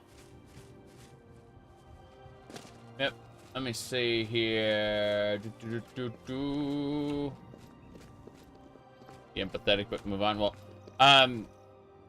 the real issue is that, like, in my case, I try to be sympathetic to those around me. With obviously, I failed to do that quite often.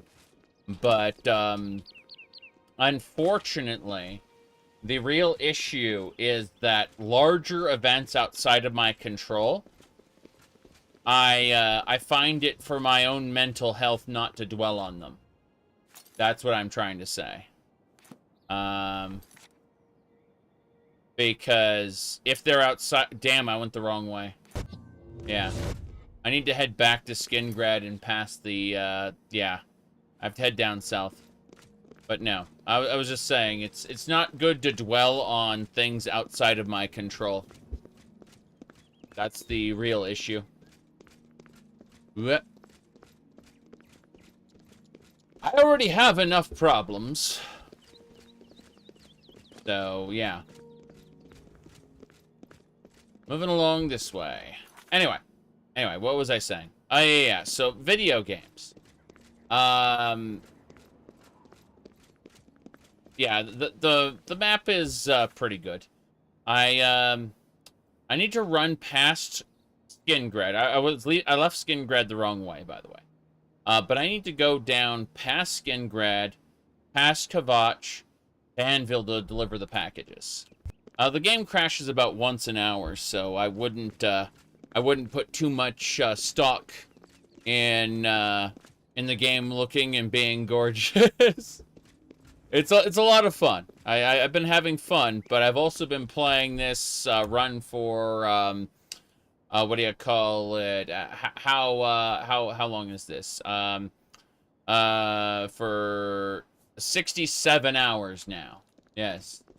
So at least it's consistent. Yeah, about an hour and a half roughly, and we get a crash. It's semi-consistent. It's the RAM fills up, and then the script engine just goes nope. Pretty funny. Okay. Anyway, you said up with your social anxiety. I'm glad. I'm glad I'm able to be of help to someone.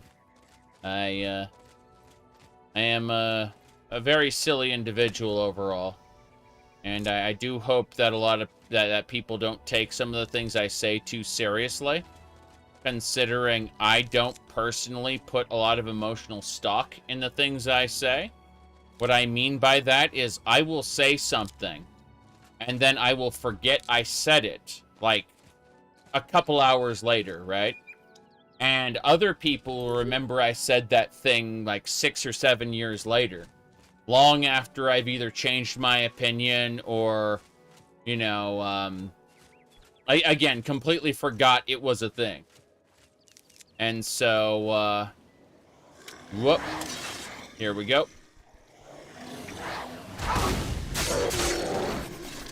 Whoop. I need to emphasize the complete lack of seriousness, and that I should not be. You should not put too much weight on the things I say, because chances are, you know, a few months, a year from now, I won't even remember I said it. That's just the reality. People will take a stance I took in either in joking or kind of just a you know, I don't really know, but here's my working hypothesis. They'll take one of those stances and ask why I don't have more conviction behind it. And it's like, bitch, I don't know. Your uncle got out of prison? Holy crap. Damn. The parole officer told him to walk. That is awful. Oh, wow. I mean, when someone... Oh, God, there's a Daedroth right there. What? An adventurer just killed a ravenous Daedroth. The Daedroth was trying to kill the sheep. And this adventurer just killed the Daedroth. Yeah. You're looking for a lawyer right now? How are you? Man, best of luck to you, Strat. That's awful. Like, I understand, like, someone goes to prison, and, you know, you kind of... It's easy to dehumanize a person like that, who does that. But at some point, you've paid your debt to society, you know? Like, especially for what you're talking about, which is, potentially self-defense. Holy crap. Yeah, he wasn't a saint, and he paid for it. Yeah, that's what I'm saying. Whoop, we got a thing there. Okay.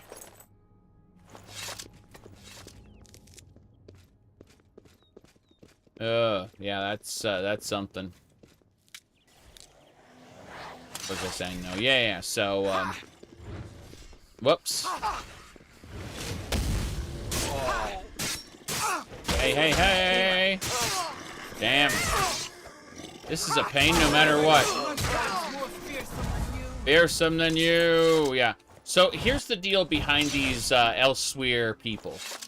The provinces are rebelling. And as a result, we have forces from all of the adjacent provinces who are currently trying to invade Cyrodiil. If we go over and check our faction ratings, we can see over here that we've been that you can see the Imperial Legion is at 1,000 forces. Orsinium's been getting its ass kicked.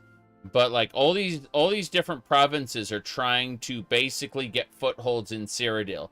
And so you kick their asses and or you choose to side with one of them. If you talk to one of them while they aren't in combat, you can actually get a quest to go attack either an Imperial fort or one of these like camps. And so you basically go and they are the outstanding bandits in Cyrodiil. Like, there are still regular bandits, but they're rare now. They've been mostly replaced with these invading forces. Strat, in exchange for all these mods, the game crashes every hour and a half, so, you know. But, we've been at this for... 67 hours and 42 minutes. So, you know, that's been a lot of crashes. Just saying. Alright. Let's make sure we're going the right way, because, yeah, we're going to go past Kvatch, because we don't want the Oblivion Crisis to trigger yet. It's kind of like where you don't go to Blake Falls Barrow if you don't want the Dragon Crisis to start. Same shit, right? And we're going to be moving on to Anvil to deliver our package to... deliver a package and then pick up a package. And the guy's going to want us to go somewhere. Yes. Okay, there's a Minotaur over there. Those guys are a pain in the ass. You know the lore behind the Minotaurs? They're supposed to be the descendants of Morhos, the Bull of Kine. He apparently had some sexy times with Saint Alicia, and they produced these bowmen. Yes. Apparently, one of the emperors was actually a bowman as well, but that was a long, long time ago.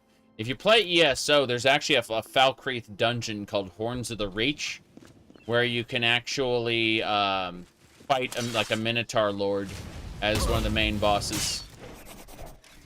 It was awkwardly made around the same time as the Clockwork City. It's like, why would you make Falkreath a dungeon and, what do you call it, then turn around and make the Clockwork City an open world zone? It feels reverse of how it should have been, you know, but whatever. Whatever. They did a good job. Like, ESO's, what do you call it, Orsinium DLC was just spectacular. So, kind of a weird situation where some of the, like, the quality kind of takes a roller coaster. It's a little weird. But, yeah. I'd say that one of the best, like, going back, I'd say the best DLC of recent memory was still Elsewhere. At least once you get past the first dragon fight. Somerset was alright. It did feel a little Disney theme parkified. I also didn't like that one of the main areas where we ended up fighting, like, felt more like a city, Sunhold or whatever. That area felt more like a city than Alinor did. Alinor felt like a bunch of false front buildings. Yeah, unfortunately. It was just a bunch of random architecture with a few doorways you could enter. But, no, I kind of didn't like how they had... Basically, they took this character... hold on a second. There's this character who I call Narwhal. They took her, and they set her beside another character named Veya, right? And so the idea is that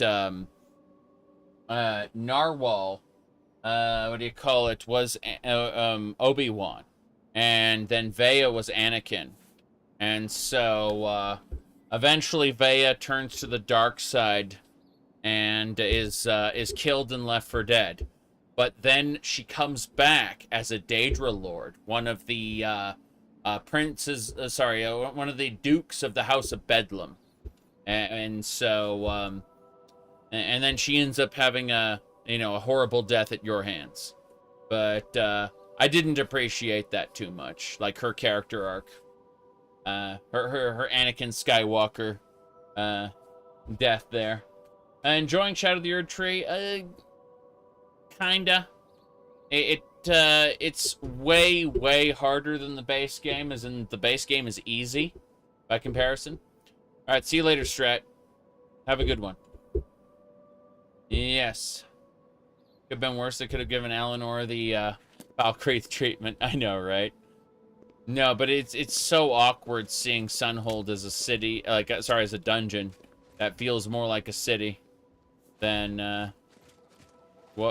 any of that. Oops, let's have a look here. What is the average hit? Wait, who are we? Doges. The Doges must be destroyed. Anything else? No, we're set. I'm gonna open this chest and probably regret it. Shadow of the Erd Tree is really high quality. It also doesn't jive too well with my build, unfortunately. Like the bosses really require you to Sekiro, to basically learn to play the rhythm game or fuck you, right? And so we're gonna have to go and pick up some additional talismans and spells in order to actually to actually mitigate the fact that they want you to play the rhythm game, you know? Yeah. Because with an intelligence build, we managed to trivialize the majority of the game and literally just say Elden Ring is easy. We were able to do that without with no lies. Just say Elden Ring is easy. And unfortunately, didn't work out quite how we wanted in the DLC content. Yep. Some of the bosses, you felt like you're too old for that shit. Yeah, I went ahead and I beat Mesmer, but it's yeah, they turned it into rhythm game mandatory if you don't like extremely cheese it. And because I want to keep my Elden Ring is easy meme going and not play the rhythm game, I'm going to have to, for my playthrough, go acquire some more talismans and spells in order to properly execute on it again. Let me see. Are you making a video for ESO? Not at this time, no. I was making a video for ESO a couple years ago, but I stopped because it was a did not take the shape I wanted it to. And I do that with several projects. I only make videos I want to talk about. And when I stop wanting to talk about them for any given reason, I'll shelve the video. I have the footage from my from my playthrough of ESO, so I can use it at any time. I'm just trying to do the ESO video the way I was doing it put me in a negative headspace. And I don't mean, oh, I'm being like I don't want to be negative. What I mean is it makes me feel bad to deconstruct ESO the way I was. So I'm just the idea of doing a whole video for that game, not happening. Not even a bit. You said that's the thing about Elden Ring, if you explore. It just sounds like sounds like you didn't watch the freaking like 12 live streams I did of it. Jeez. No. Moog is a mid-tier nobody, okay? Like, for our build, right? He was nothing. He crumpled into bits and pieces and and flew away on the wind. No, no, no, no, no, no, no. Obviously we went for shadow tree fragments. That's not even a question, right? I mean, it honestly sounds like you're talking to someone else other than me when you said what you just said about exploring being a huge part of it. Yeah, it sounds like you're talking to someone else. All right, let's make up some fresh pies. Hell yeah. We're cooking up some pies? Absolutely. All right.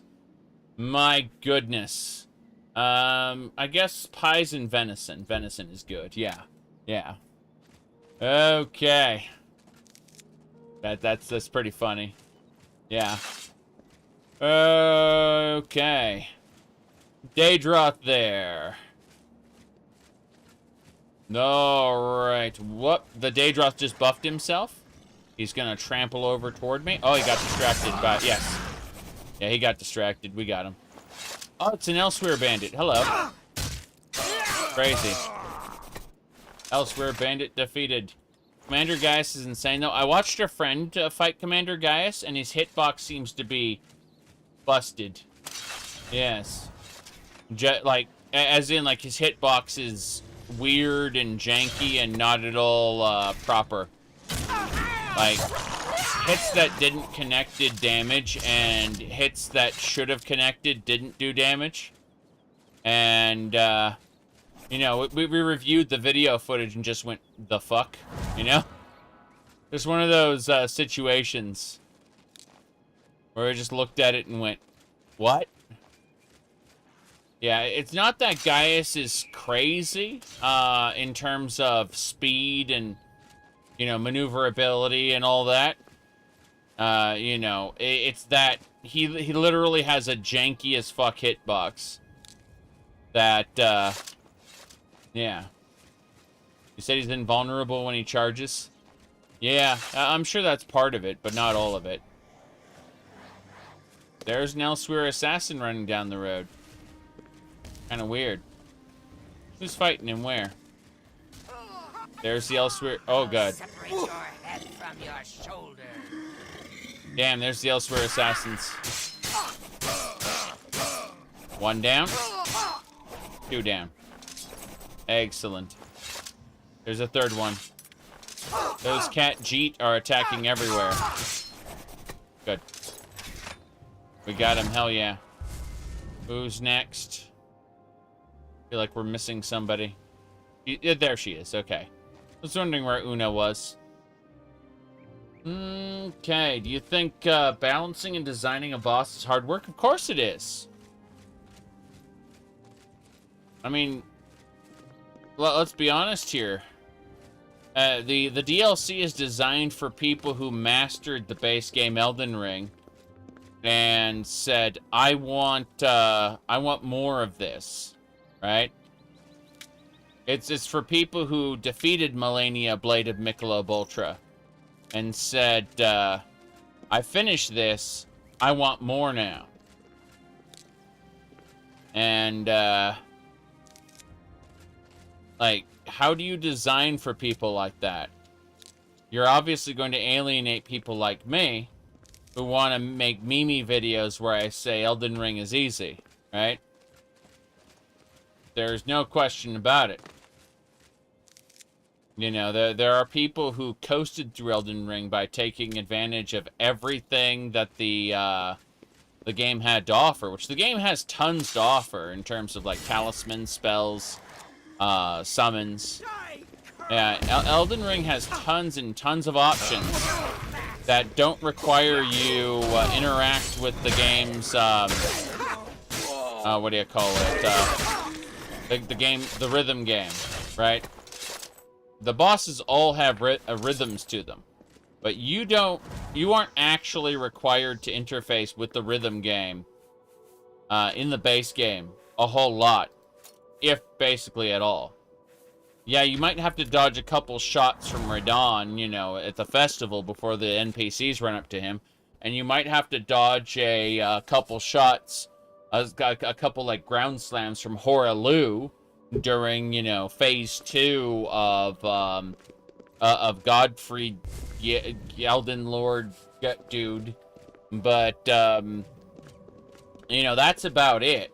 For the most part, like outside of a couple Ever jails where you can't use summons, you aren't required to learn anything about the bosses, basically.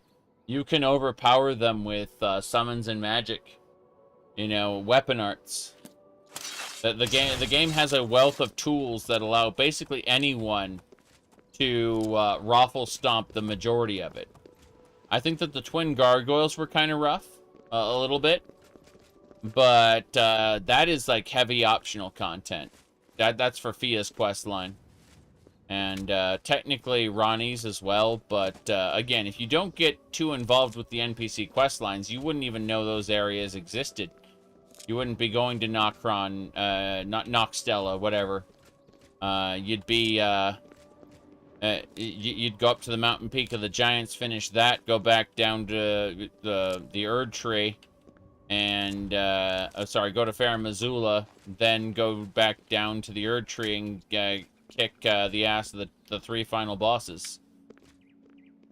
Technically, you get a break between the first of the 3 final bosses and the second 2, but you know what I mean. Whoop. What are you doing casting at me, Elsewhere Thief? Got him. Alright. What section of Elden Ring is your favorite? Oddly enough, I really do like Fair Missoula a lot. The crumbly, floaty islands feel like there's kind of 2 things going on there. Number 1, you have had, like, you are being challenged by a lot of difficult enemies. Not Kiliag tree level meme enemies where they want to punish you for going at a moderate pace, right? But rather, you know, like, the idea is that your build should be fully formed, but at the same time, the game wants to put up some resistance to you finishing it. And I appreciate that a lot. That's just me personally. I like the Altus Plateau a lot, but again, I don't feel like I've quite finished my build by then. You know. Well. Okay. Elden Ring is badly optimized. And I noticed that in the DLC content specifically, I got some pretty bad lag. I didn't, outside of a couple of the Elder Dragons, I didn't really get lag in the base game of Elden Ring. But when I played it on release, I played it on, first of all, I played it on the first major patch. So they'd already patched out quite a few issues. That's number 1. Number 2, I played it on Linux, which means it took advantage of shader pre-caching.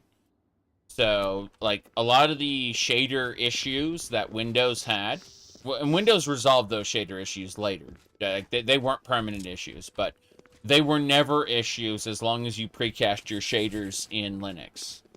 So, that was good shit. Alright. Let me see here. Getting there. Yep, Valenwood's scouts are after us now. Whoop.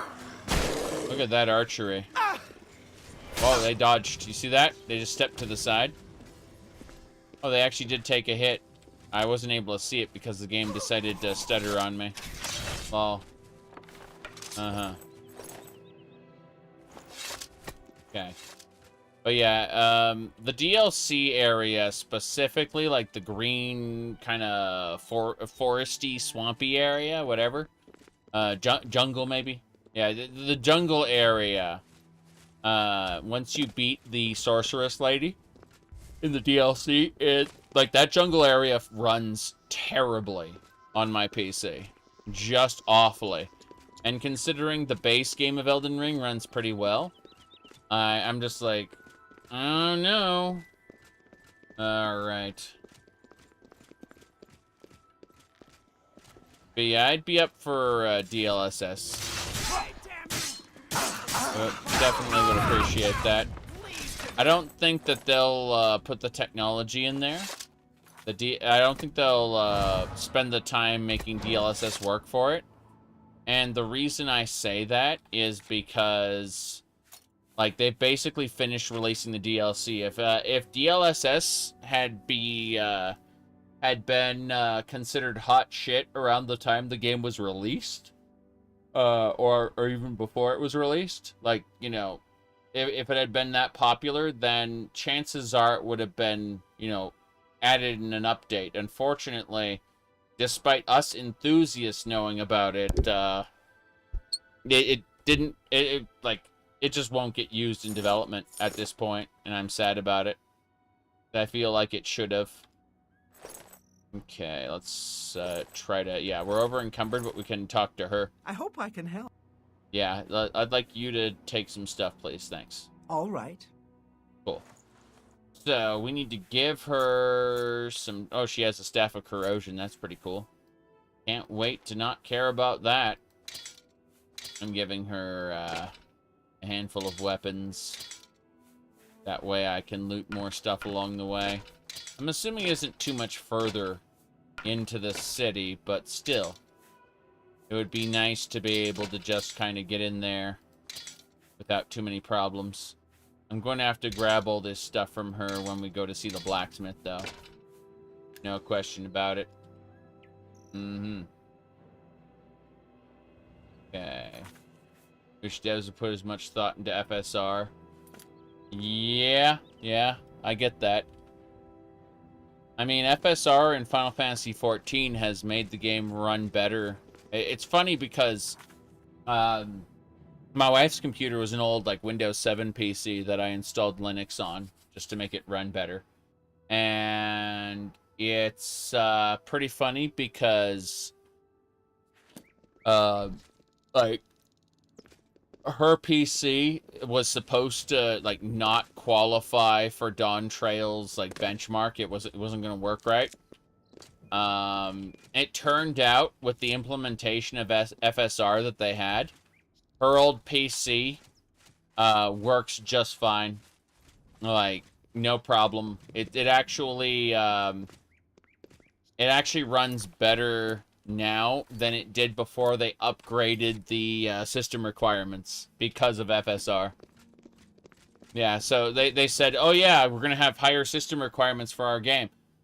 Turns out they implemented FSR at the exact same time they raised the system requirements. So ignoring those system requirements, she runs the game better than she did before they did that. No idea. FSR is that good. Good to see you. Good to see you, too. Bye. All right. Good to see you. Good to see you. Sharp teeth and some Apparently a great Timberwolf just died. Interesting. Heard any news from the other provinces? I have heard that the great Read any houses good of books Morrowind lately? are in upheaval. I read the Real Anvil is in Bounds ruins, recently. and Redoran is Quite a piece besieged of by the work. Lords of Skyrim. I believe I read that some It is time not ago. surprising, I'll have to considering give it another Morrowind's read. violent past. We can Why? only hope the troubles I have a subside feeling that quickly. you and I are about to become very close. You and I are about to become very close. Yes. FSR works on NVIDIA cards too. Yes. I mean, FSR is just, like, you know, AMD's implementation of DLSS, so it makes sense. Go ahead, please. Okay.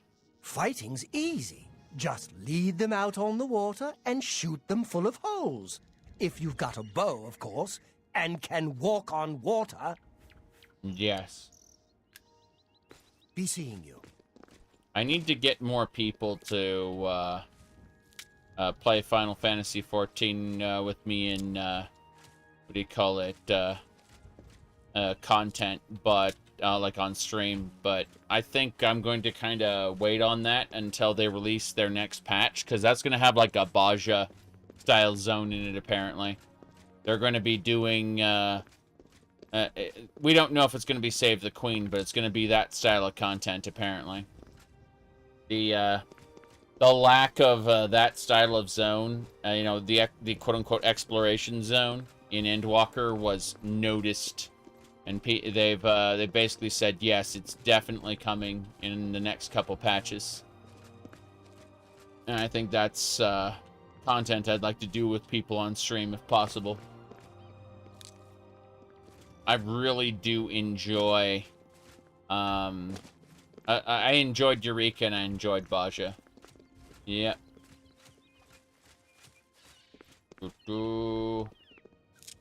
Okay. Have I played Breath of the Wild Gary's mod? No. No, I have not played Breath of the Wild Gary's mod myself. I am looking forward to playing it eventually, but just like Breath of the Wild, it's going to be a while. I have other games I'd rather play, and it's one of those cases where I'm just kind of, wait, hold on. Woof. Woof attacked me for no reason. Got 2 wolf meat, though. As I was saying, it looks kind of fun, but here's the deal. I really didn't actually like the physics gimmicks in Breath of the Wild too much. I like the open world. I kind of liked, you know, some of the design, like the encounter design a little bit, but for the most part, Breath of the Wild wasn't my favorite Zelda game ever. So seeing that they like tripled down on the physics stuff using the Ultra Hand combination, turning it into kind of the incredible machine. You know, I just looked at that and said, I'm sure I'll enjoy that someday. You know, when I get it cheap. Because, again, like, just, like, reusing the same map, which I've already played through, except attaching a whole new set of gimmicks to it, just doesn't enthuse me very much. I liked it when Zelda was a dungeon crawler for the most part. And I'm not saying I didn't enjoy Breath of the Wild. I did. I just kind of enjoyed it briefly. And, you know, it's one of those cases where the story also didn't look particularly good. You know, obviously, story isn't the number one reason you go to a Zelda game, but it's there, and it's like a mealy-mouthed, half-assed version of like a sequel to Breath of the Wild. We're kind of going to reference the Calamity, but not really, and all the Sheikah stuff just kind of disappeared and is replaced whole cloth by Zonai stuff. And, you know, what happened to Ganon? Don't worry about it. Ganondorf is here, and his personality is as follows.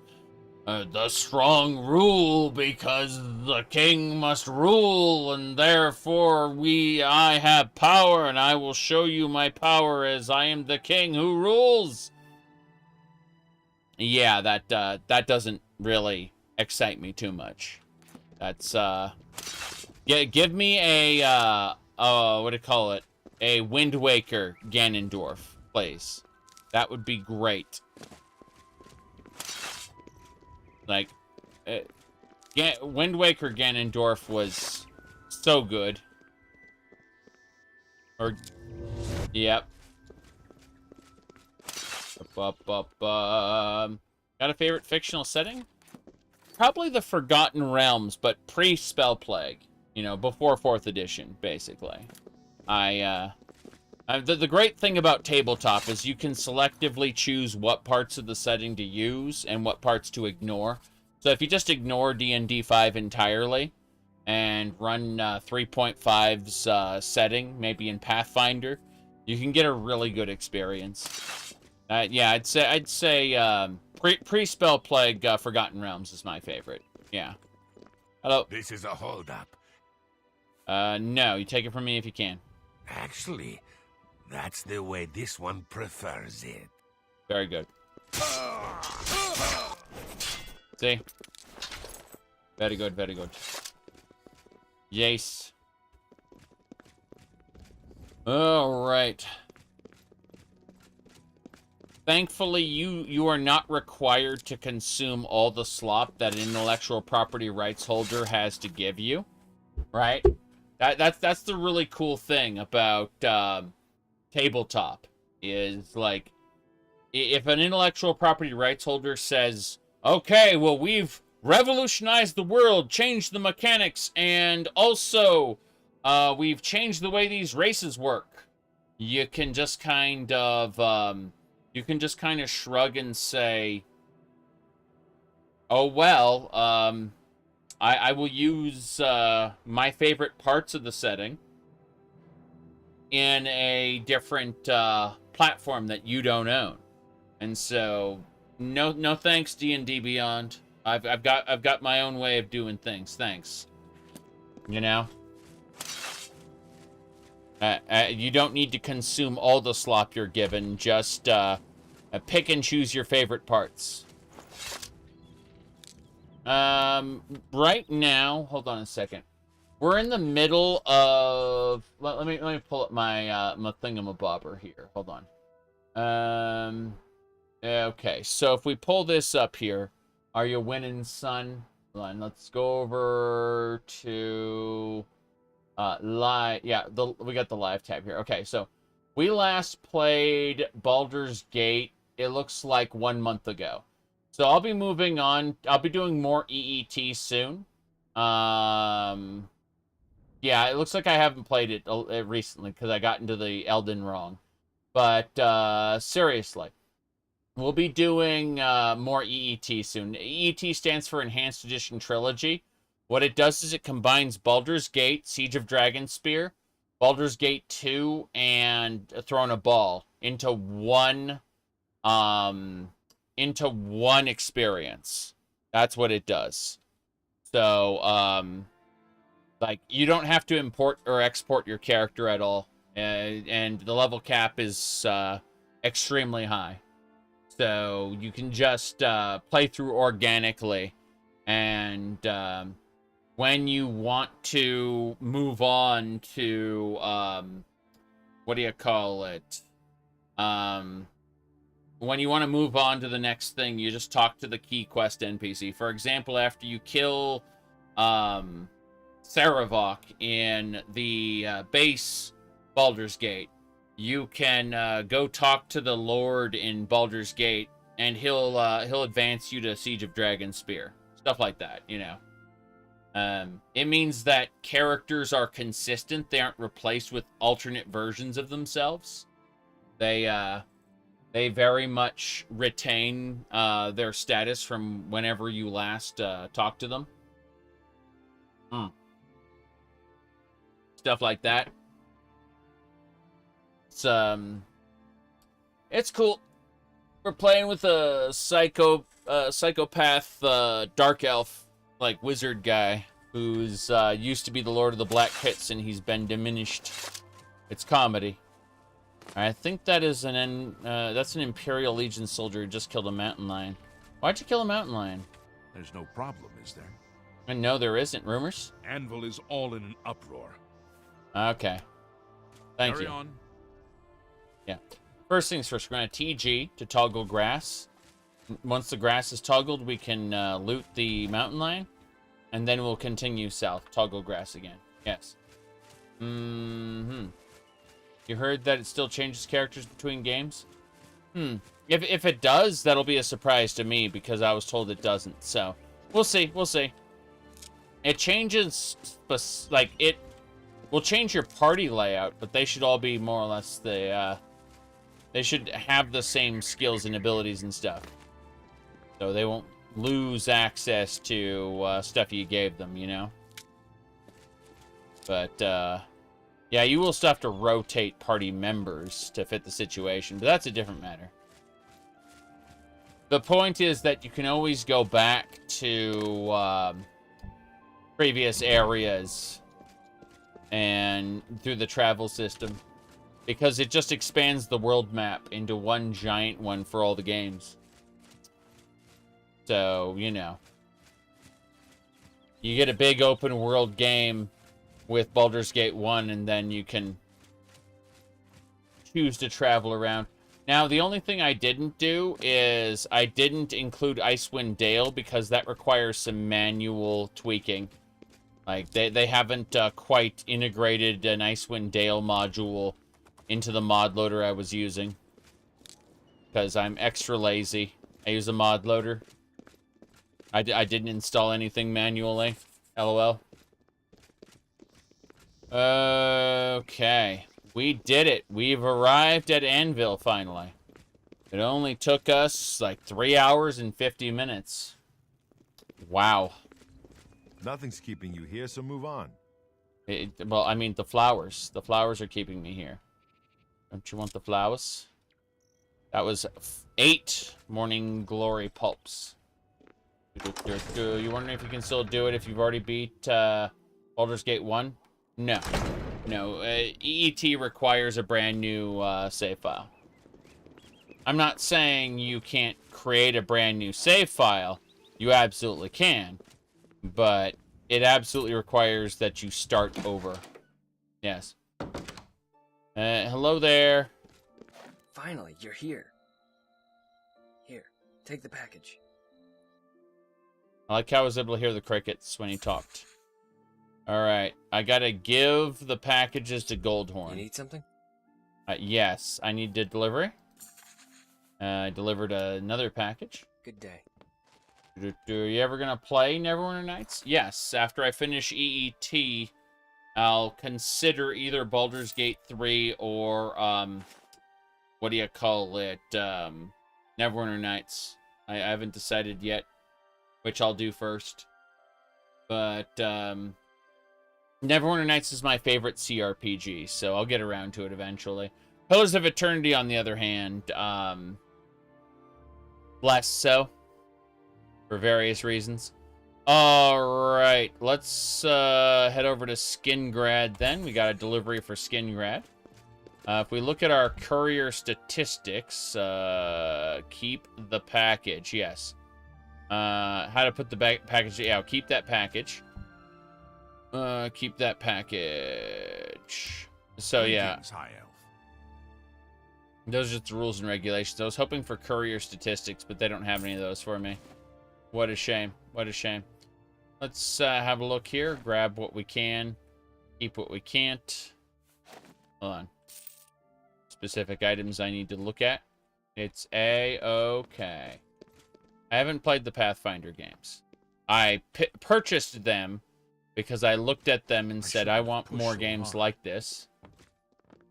Yeah, I looked at what they were doing and said, I want more games like this made. So I went ahead and I purchased them to, you know, support developers, even though I know deep down in my heart of hearts that my purchase alone won't mean anything.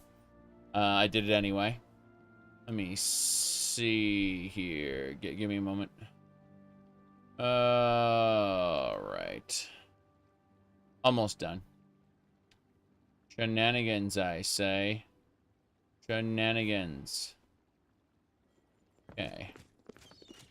It's you. Hi. Mm-hmm. What do we got? I'm not a gigantic fan of the base campaign of NWN. My favorite is the Shadows of Undrentide and Hordes of the Underdark. But I admit to not having played the base campaign in a long time, so I'm willing to suffer through it. I also want to play a lot of the other modules that just didn't exist or weren't easily accessible to me at the time. Okay. Well met. You seek my help? It's my pleasure. Okay, we need to go ahead and... what do you call it? Show your items? Yeah, I need to grab items from both of these young ladies. You can keep the Dagger of Diminishing, but everything else needs to be sold. We get massively over-encumbered. It's fine, really. We're not going to die a horrible death. It's okay. It's okay. Mm-hmm. The base campaign is fun in a Diablo sort of way, yes. True. But you need to have a decent build when you do. It's my pleasure. Okay. Certainly. Into see your items. Good. Look at all the amazing junk we're picking up. A decent day, yeah. I didn't sleep incredibly well, but that's my fault.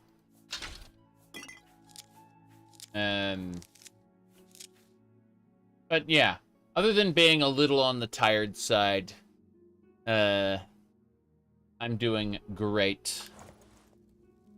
Okay. Let's see. First things first. Where's our charm? We should have a special charm spell. It should be here. Where is it? Old touch, soothing touch. We want to. Oh, that's calm. Okay, I was looking for charm. Do I simply not have a alluring gaze? There we go. We're giving him the alluring gaze. What country? The USA. We're in the Mile High City, Denver, Colorado. Yes, indeed. We're really, really high up on top of a mountain. A gigantic, flat plains on top of a mountain. Yes. So it's just a like flat land as far as the eye can see, but then in the distance, like you know, just kind of you can see like the Rockies over on one side, then just like a steep drop off on the other side. And that's it. It's a big plateau with open plains on it. Yep, and a big ass city. Here we go. Good day. See, he's happy. He likes us. Please, go on. Yeah, he's been have a look at my wares. Convinced to I'm like sure us. There's something to suit. We're in a haggle. Extra point of haggling, please, thanks. I hope, maybe. Make me a better offer. Sadly, I can't. What a shame. 1 pip down. How much sleep do I require? At least 6 hours. But it's a case of I basically got maybe 6 hours total. So, you know, I got the bare minimum as opposed to a restful 8 hours, which is nice and happy. But I can function. That's the point. A fine transaction. A good price for a good customer. That's an yes. Excellent. An excellent. You got a good. An excellent blah blah blah. That's more than I'd usually pay. Kavafe, yes. We got just a little, just 1 cup of coffee here. Okay, as I was saying. Orcish battle axe. You've made a good bit of gold. Good bit of gold. That's a fair deal. Okay. That's a good price for a good customer. Yes, Skurrim. You've made a good. Okay. That's a. Let's go. That's a. Axe. A hard bargain. We made a fair amount of money so far. We're gonna work on it some more. Bargain. That is Fortify Speed Boots. I don't think so. You've made a. Fortify Speed 10 is not that great. You got. A fine. That is a fine plan. Wait, what? You got a great. Yeah, a great taste of Dimetap. That's what? And you drive a good. Yes. A fine plan. Acrobat pants. No thanks. Okay. A fine. A good. Everyone wants a fine. You got. Okay, our carry capacity is finally getting better. Lol. That's a fair. Orsinium capes. Yes. That's the money is required to power our staves. We're gonna deposit a lot of that into that's a fair deal. What do you call it? The Bank of Cyrodiil as well. The Bank of Cyrodiil is a glorious place. A fine. You've made a good bit of gold. A good bit of gold. Stolen goods. Stolen goods are now forfeit. You violated the law. Look at that. The path of the bandit. I could become a bandit if I want. Like that. The path books let you respec your class. You can get different skills and everything. Thank you. Tell your friends about me. I plan to. Any rumors? Okay. You don't have any rumors. Goodbye. Bye. You could learn a lot from Pinaris.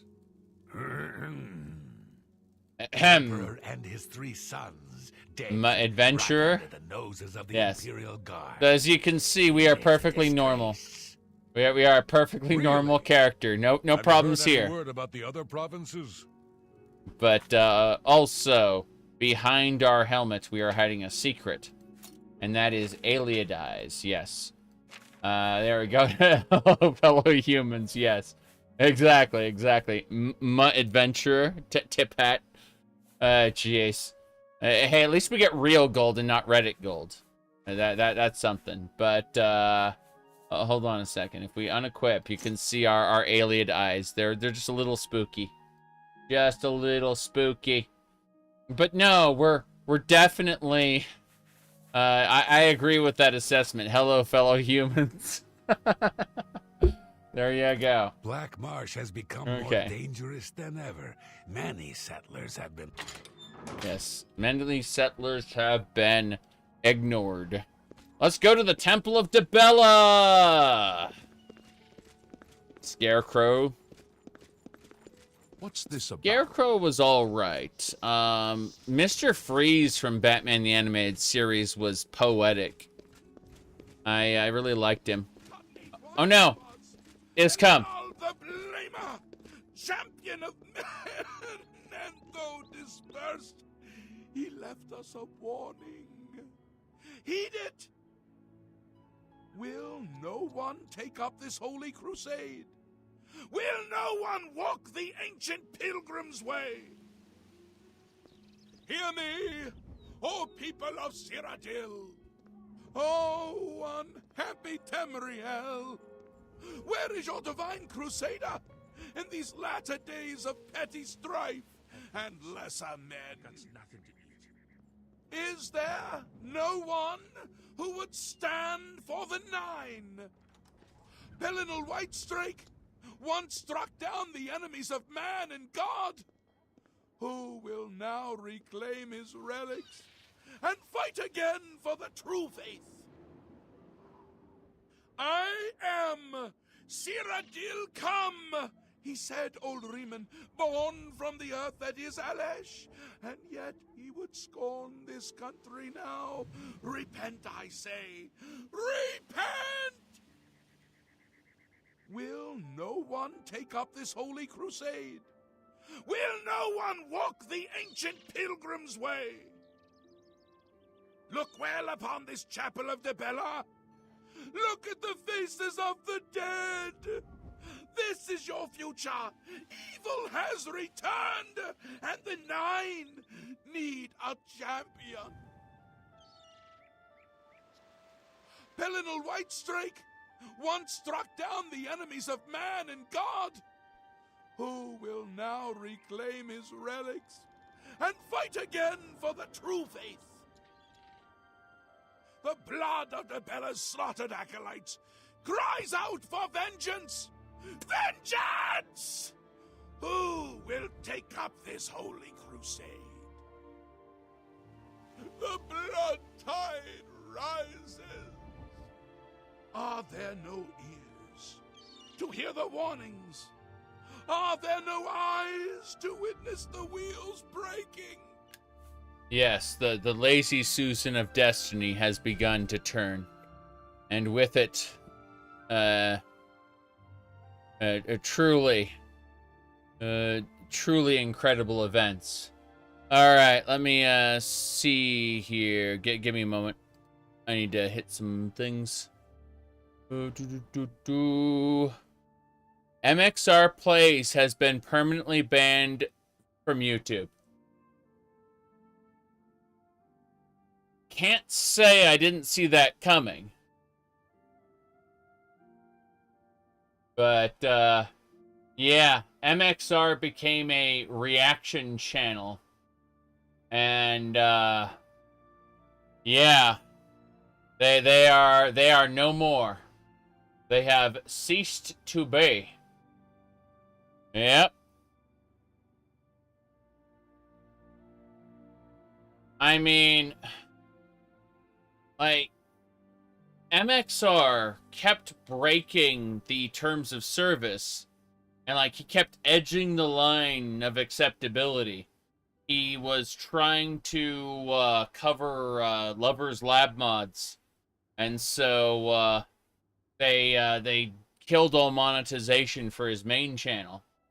He used to be MXR, what do you call it, mods. He was originally MMOX reviews. He covered Skyrim mods, and then he tried to cover the big mods. Yeah, you feel bad for her. That was her channel. It's true, it was her channel, which is why she was still in the partner program even after his main channel got taken down. That said, she's apparently a very successful streamer, so they're probably gonna, you know, keep on keeping on Twitch, apparently. Yeah. There you go. No idea.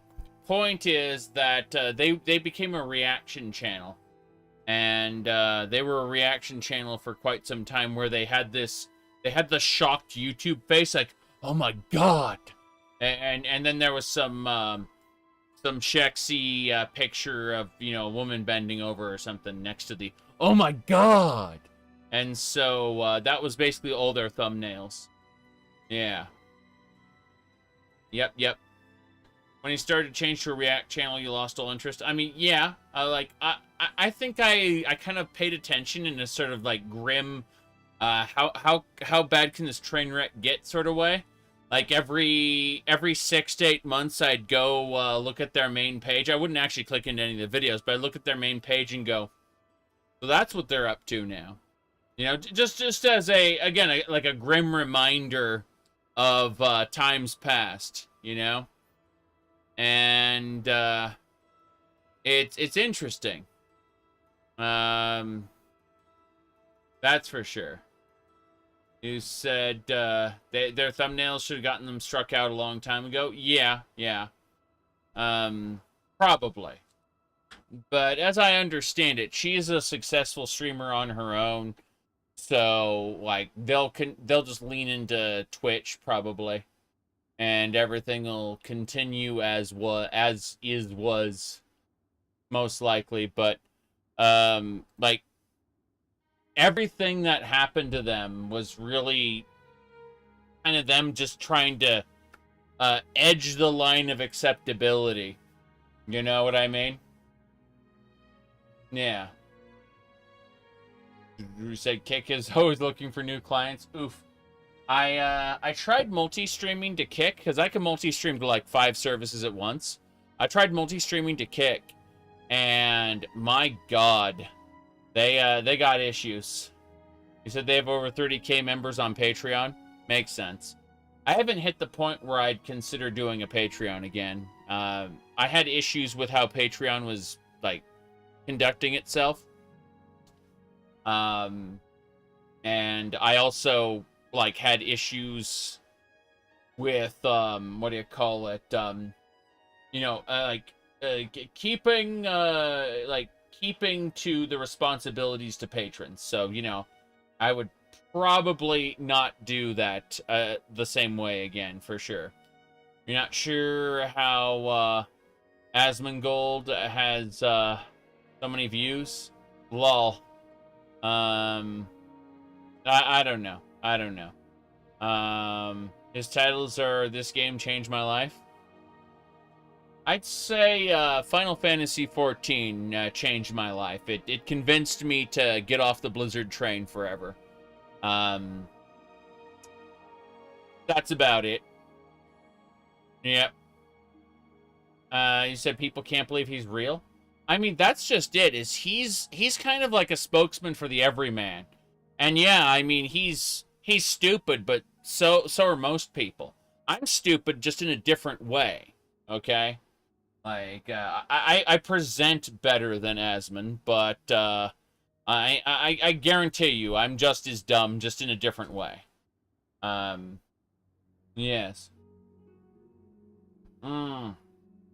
Let me see here. Anyway. Let me see. Yeah, I said Morrowind changed your life? Let me think about that. I mean, it's true. It's true. Morrowind was a spectacular open-world RPG. I feel like I ended up playing Skyrim more than I did Morrowind in the end. And you said, you don't have roaches crawling around. Oh, jeez. No. I do admit, from time to time, the space does tend to get a little cluttered. And then I panic clean the shit out of it, right? And, my wife keeps most of the rest of the house clean. So, like, I barely have to touch most of that. But when it comes to, you know, my quote-unquote workspace, it's acknowledged that it's my responsibility to maintain it. And I will occasionally let stuff pile up, and then, again, I will have a panic moment, and I'll clean the shit out of it. That's what ends up happening. You know, I don't let things get nearly as bad as his house reveal. That's for sure. Ooh, I would probably clean his house for free if I were forced to spend any time there. You know. Let me see. It's true. It's true. Okay. I fixed it. Yeah. You okay. There you go. What was I saying? Oh yeah. His videos are so stupid. You don't think every man doesn't shower? Well, yeah, that's a thing. I guess no. Let me rephrase that. It lets the everyman feel better about themselves, knowing that they are just that they're, you know, they're at least 2 tiers better than him, I suppose. If we phrase it like that, you know, because you're right, he doesn't shower. You're right, he has a terrifying place of residence. So I think that it's more that he has everyman opinions people can generally relate to, coupled with the fact that people can take comfort in knowing that their lives will probably, at least, you know, the way they live won't be as bad as his. I will say that he's gotten better since he stopped being a Blizzard slave. He was a Blizzard slave for a while. Now he only pokes at WoW for fun at this point, and you know, laughing at it for the most part. So I'll say that much. Out of instinct, you get out the Swiffer and not. yes, obviously.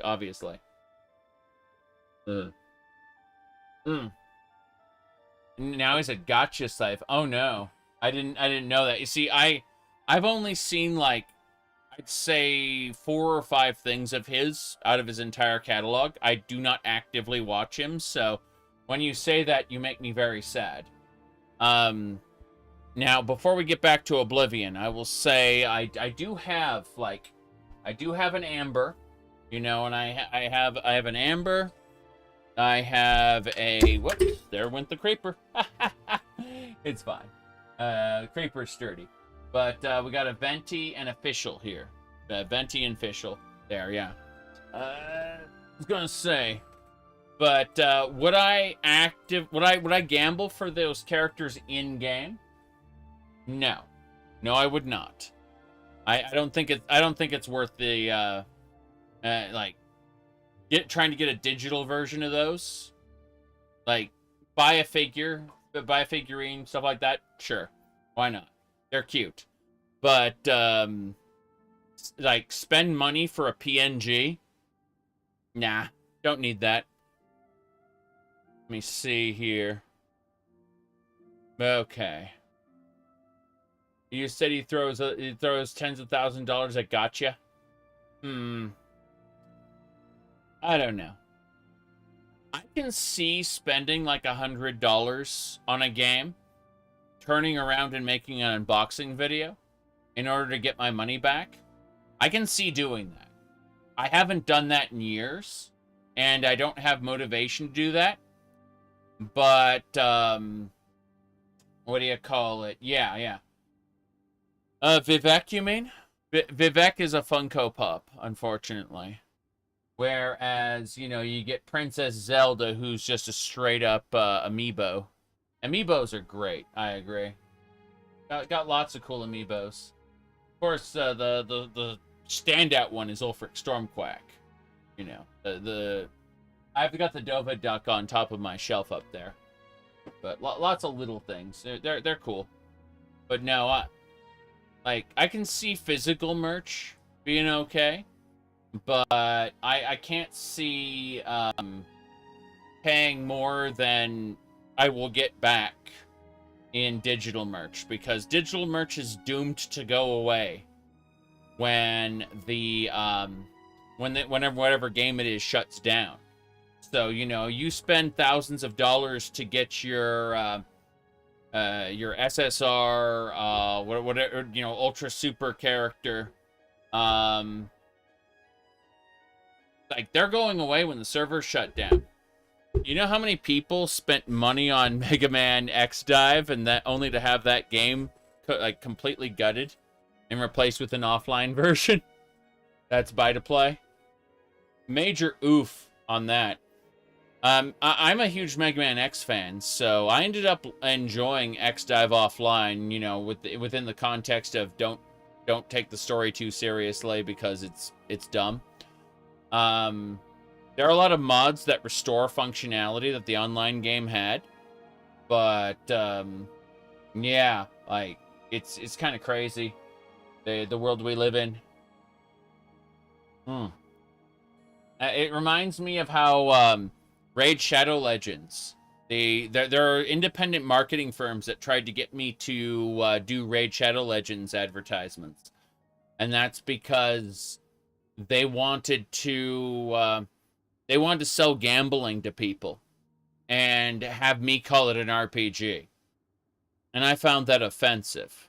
Don't get me wrong, like I am absolutely willing to shill for things that I believe in, but I definitely do not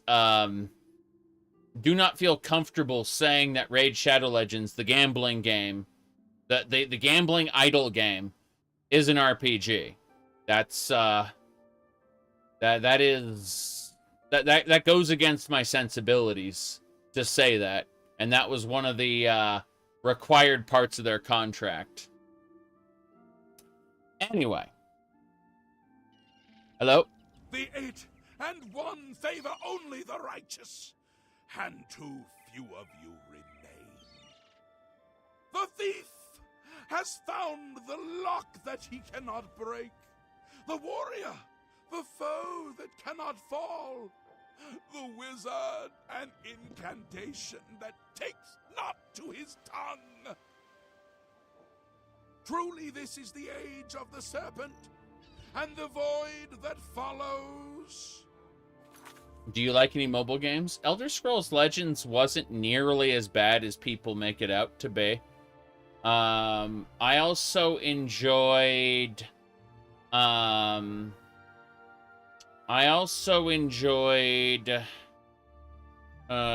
Impact until I hit the wall. What I mean by enjoying Genshin Impact is I played it like Breath of the Wild, right? You know, explored the world and everything. And then you hit a point where they say, okay, now in order to upgrade your characters, you're going to have to get, you're going to have to spend resin to do these events. And you only have so much resin per day. Resin is basically your energy bar. And they want you to pay to get more of it. And I said, nope.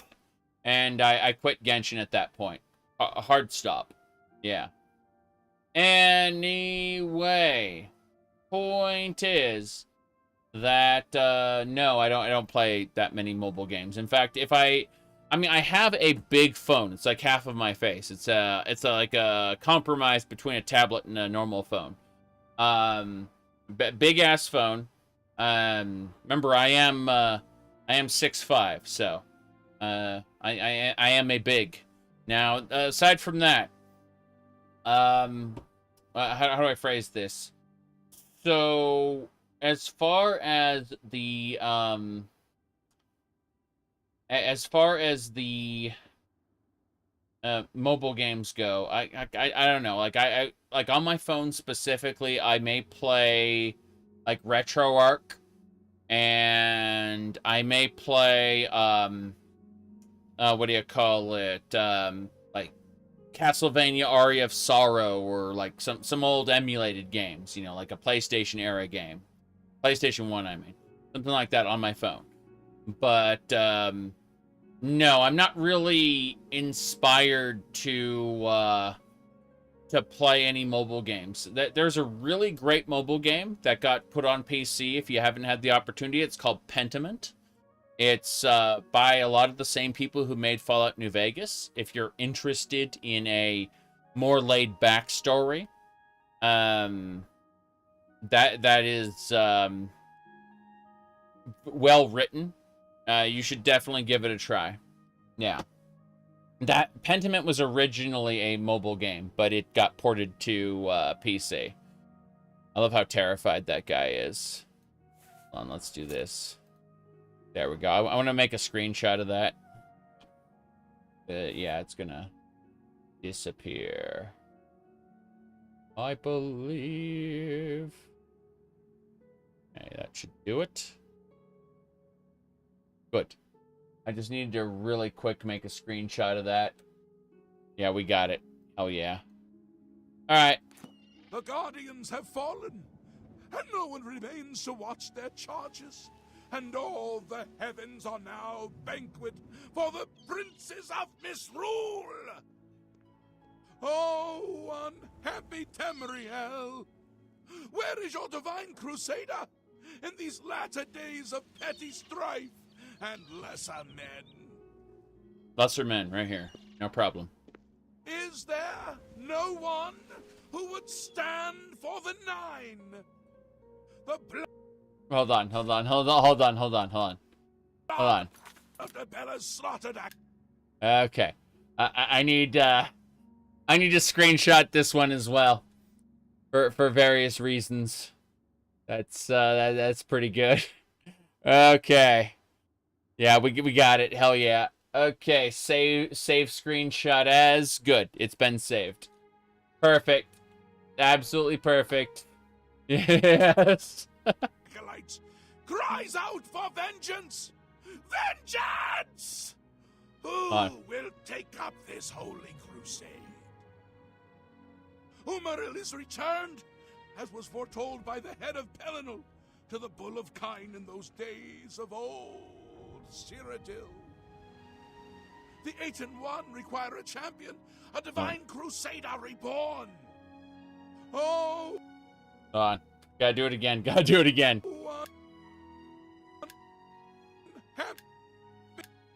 There we go. That is the screenshot for me right there. Yeah. Just need to take the corner there. Good. I just want him to have his hands out like that. Yeah. There we go. We can put that on the yeah. Very good. That works. Perfect. Absolutely perfect. We're good. Tamriel, where is your divine crusader in these latter days? Excuse me, 8 and 1, new topic. Oh, I overheard him. I can talk to him about it now. Yeah. Is there no one who would stand for the Nine? Will no one take up this holy crusade? Will no one walk the ancient pilgrim's way?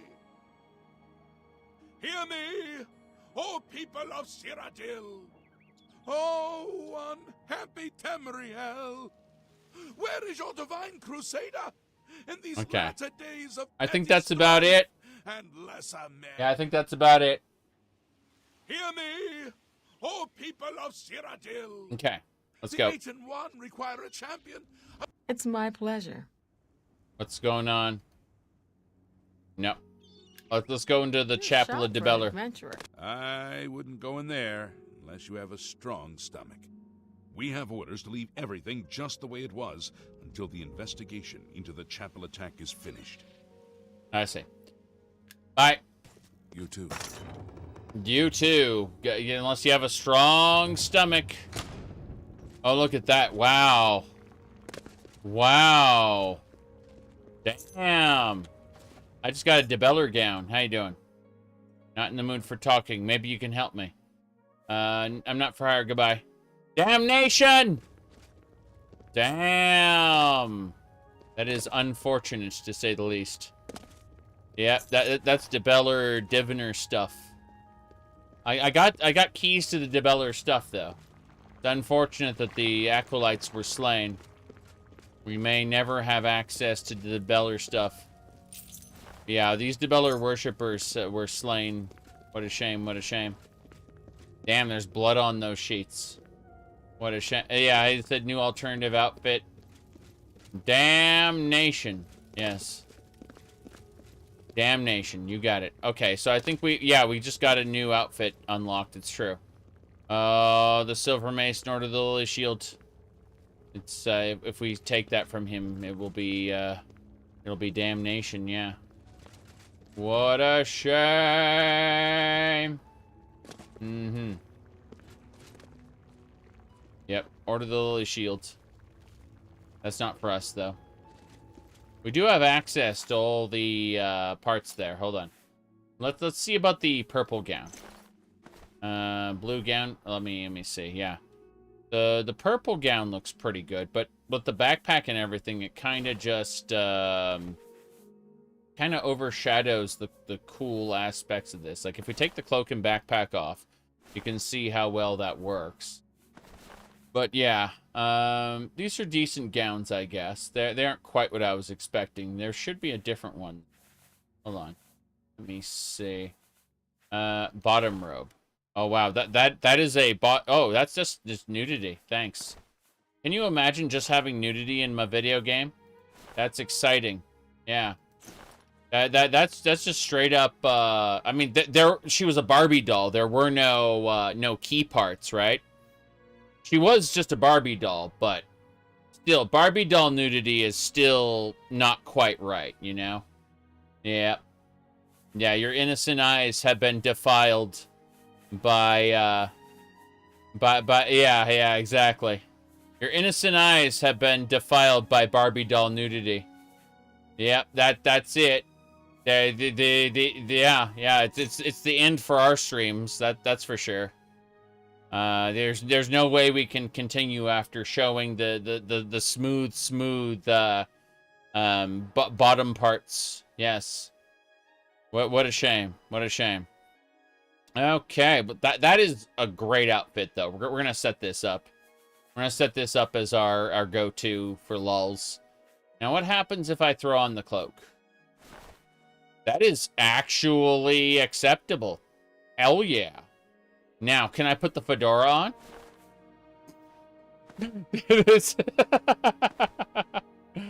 Oh, jeez. I don't know about this.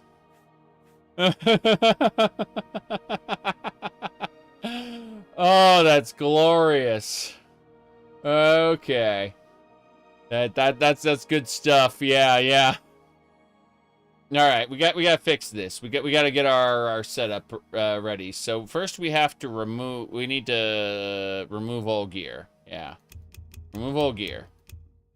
Now we need to remove all gear, then equip everything, and it's ring, boot, robe, backpack. Fists of the Drunkard. I don't know about that. I'm going to say no to the Fists of the Drunkard. But ring and yeah, Tomb Raider hat. Let's do it. Okay. So now, when I do this, we've got our standard outfit. What do you call it? Our full armor outfit. And our...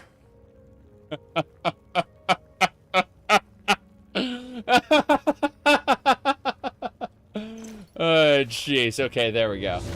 So, yeah, that didn't work out quite how I wanted it to. LOL. Comedy, why not? Anyway, I'm actually happy about this. This is so stupid. It looks like we got our Debeller Worshipper outfit there. Yeah. Yeah, I'm pleased by this for all the wrong reasons. It absolutely activates the neurons. Yes. Okay. Let's get going. Hell yeah. We now got our Debeller Worshipper stuff. Yes.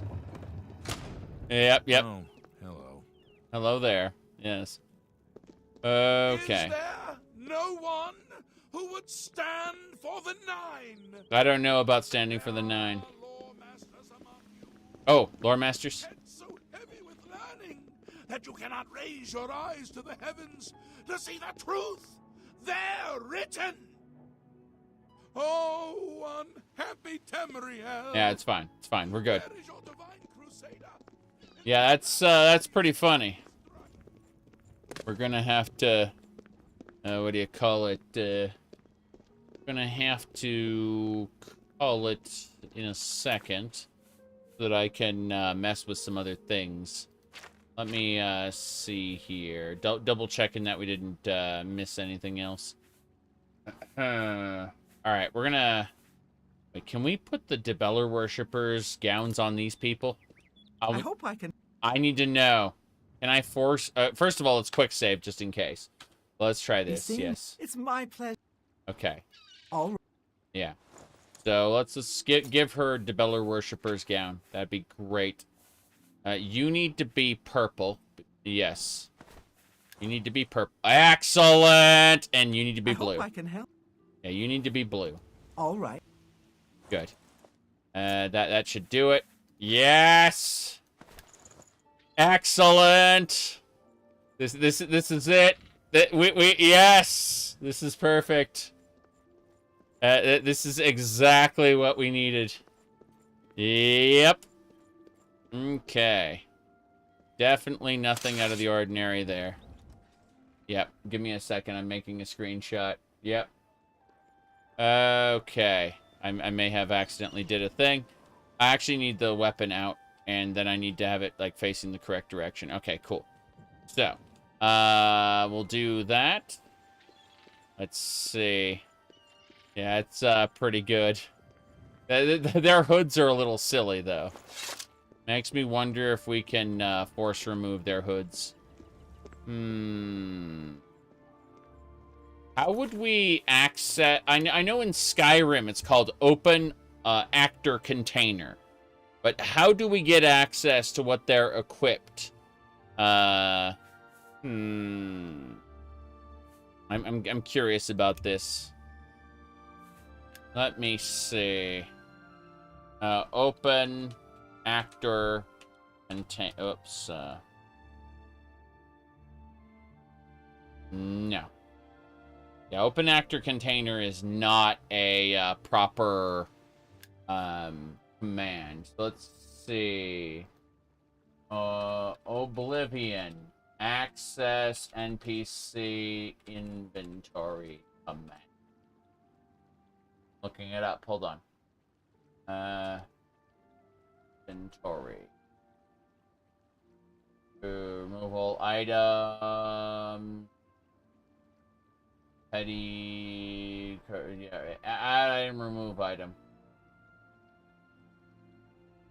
Yeah, add item and remove item, equip item. Now those are only for the player character. I don't think we control anything. Access and NPCs.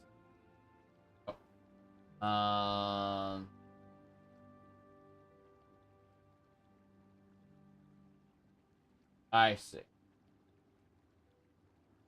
Let me see. Active in... Okay, apparently there's an active inventory spell. Which, for a mod that you can use. I don't want to do. I don't want to bother. Not even a bit. Not even a bit. So... Let me look at something real quick. And then we're going to get back to the game. I just wanted to poke around with that ridiculous... Okay. So yeah, what I'm gonna do is I'm just gonna go with this as is. Did I screw that up? Yes, I did. Yeah, what do you mean you alt-tabbed? And yes, there is an actual, like, alt-tab friendly INI setting. It doesn't work with the way we're playing the game. LOL. Incompatible. What a shame, what a shame. Alright, everybody. We got our setup the way we want it, but here's the deal. I'm actually going to go and go AFK for, like, 10 minutes. So what I'm going to do is I'm going to end the stream. We're going to start a new stream. And we're going to get going. I've been streaming for 3.5 hours. So I'm going to really quick take a 10-minute break. There'll be a new stream up on the YouTubes. Coming very, very soon. Yes, indeed. Look forward to it. Be right back.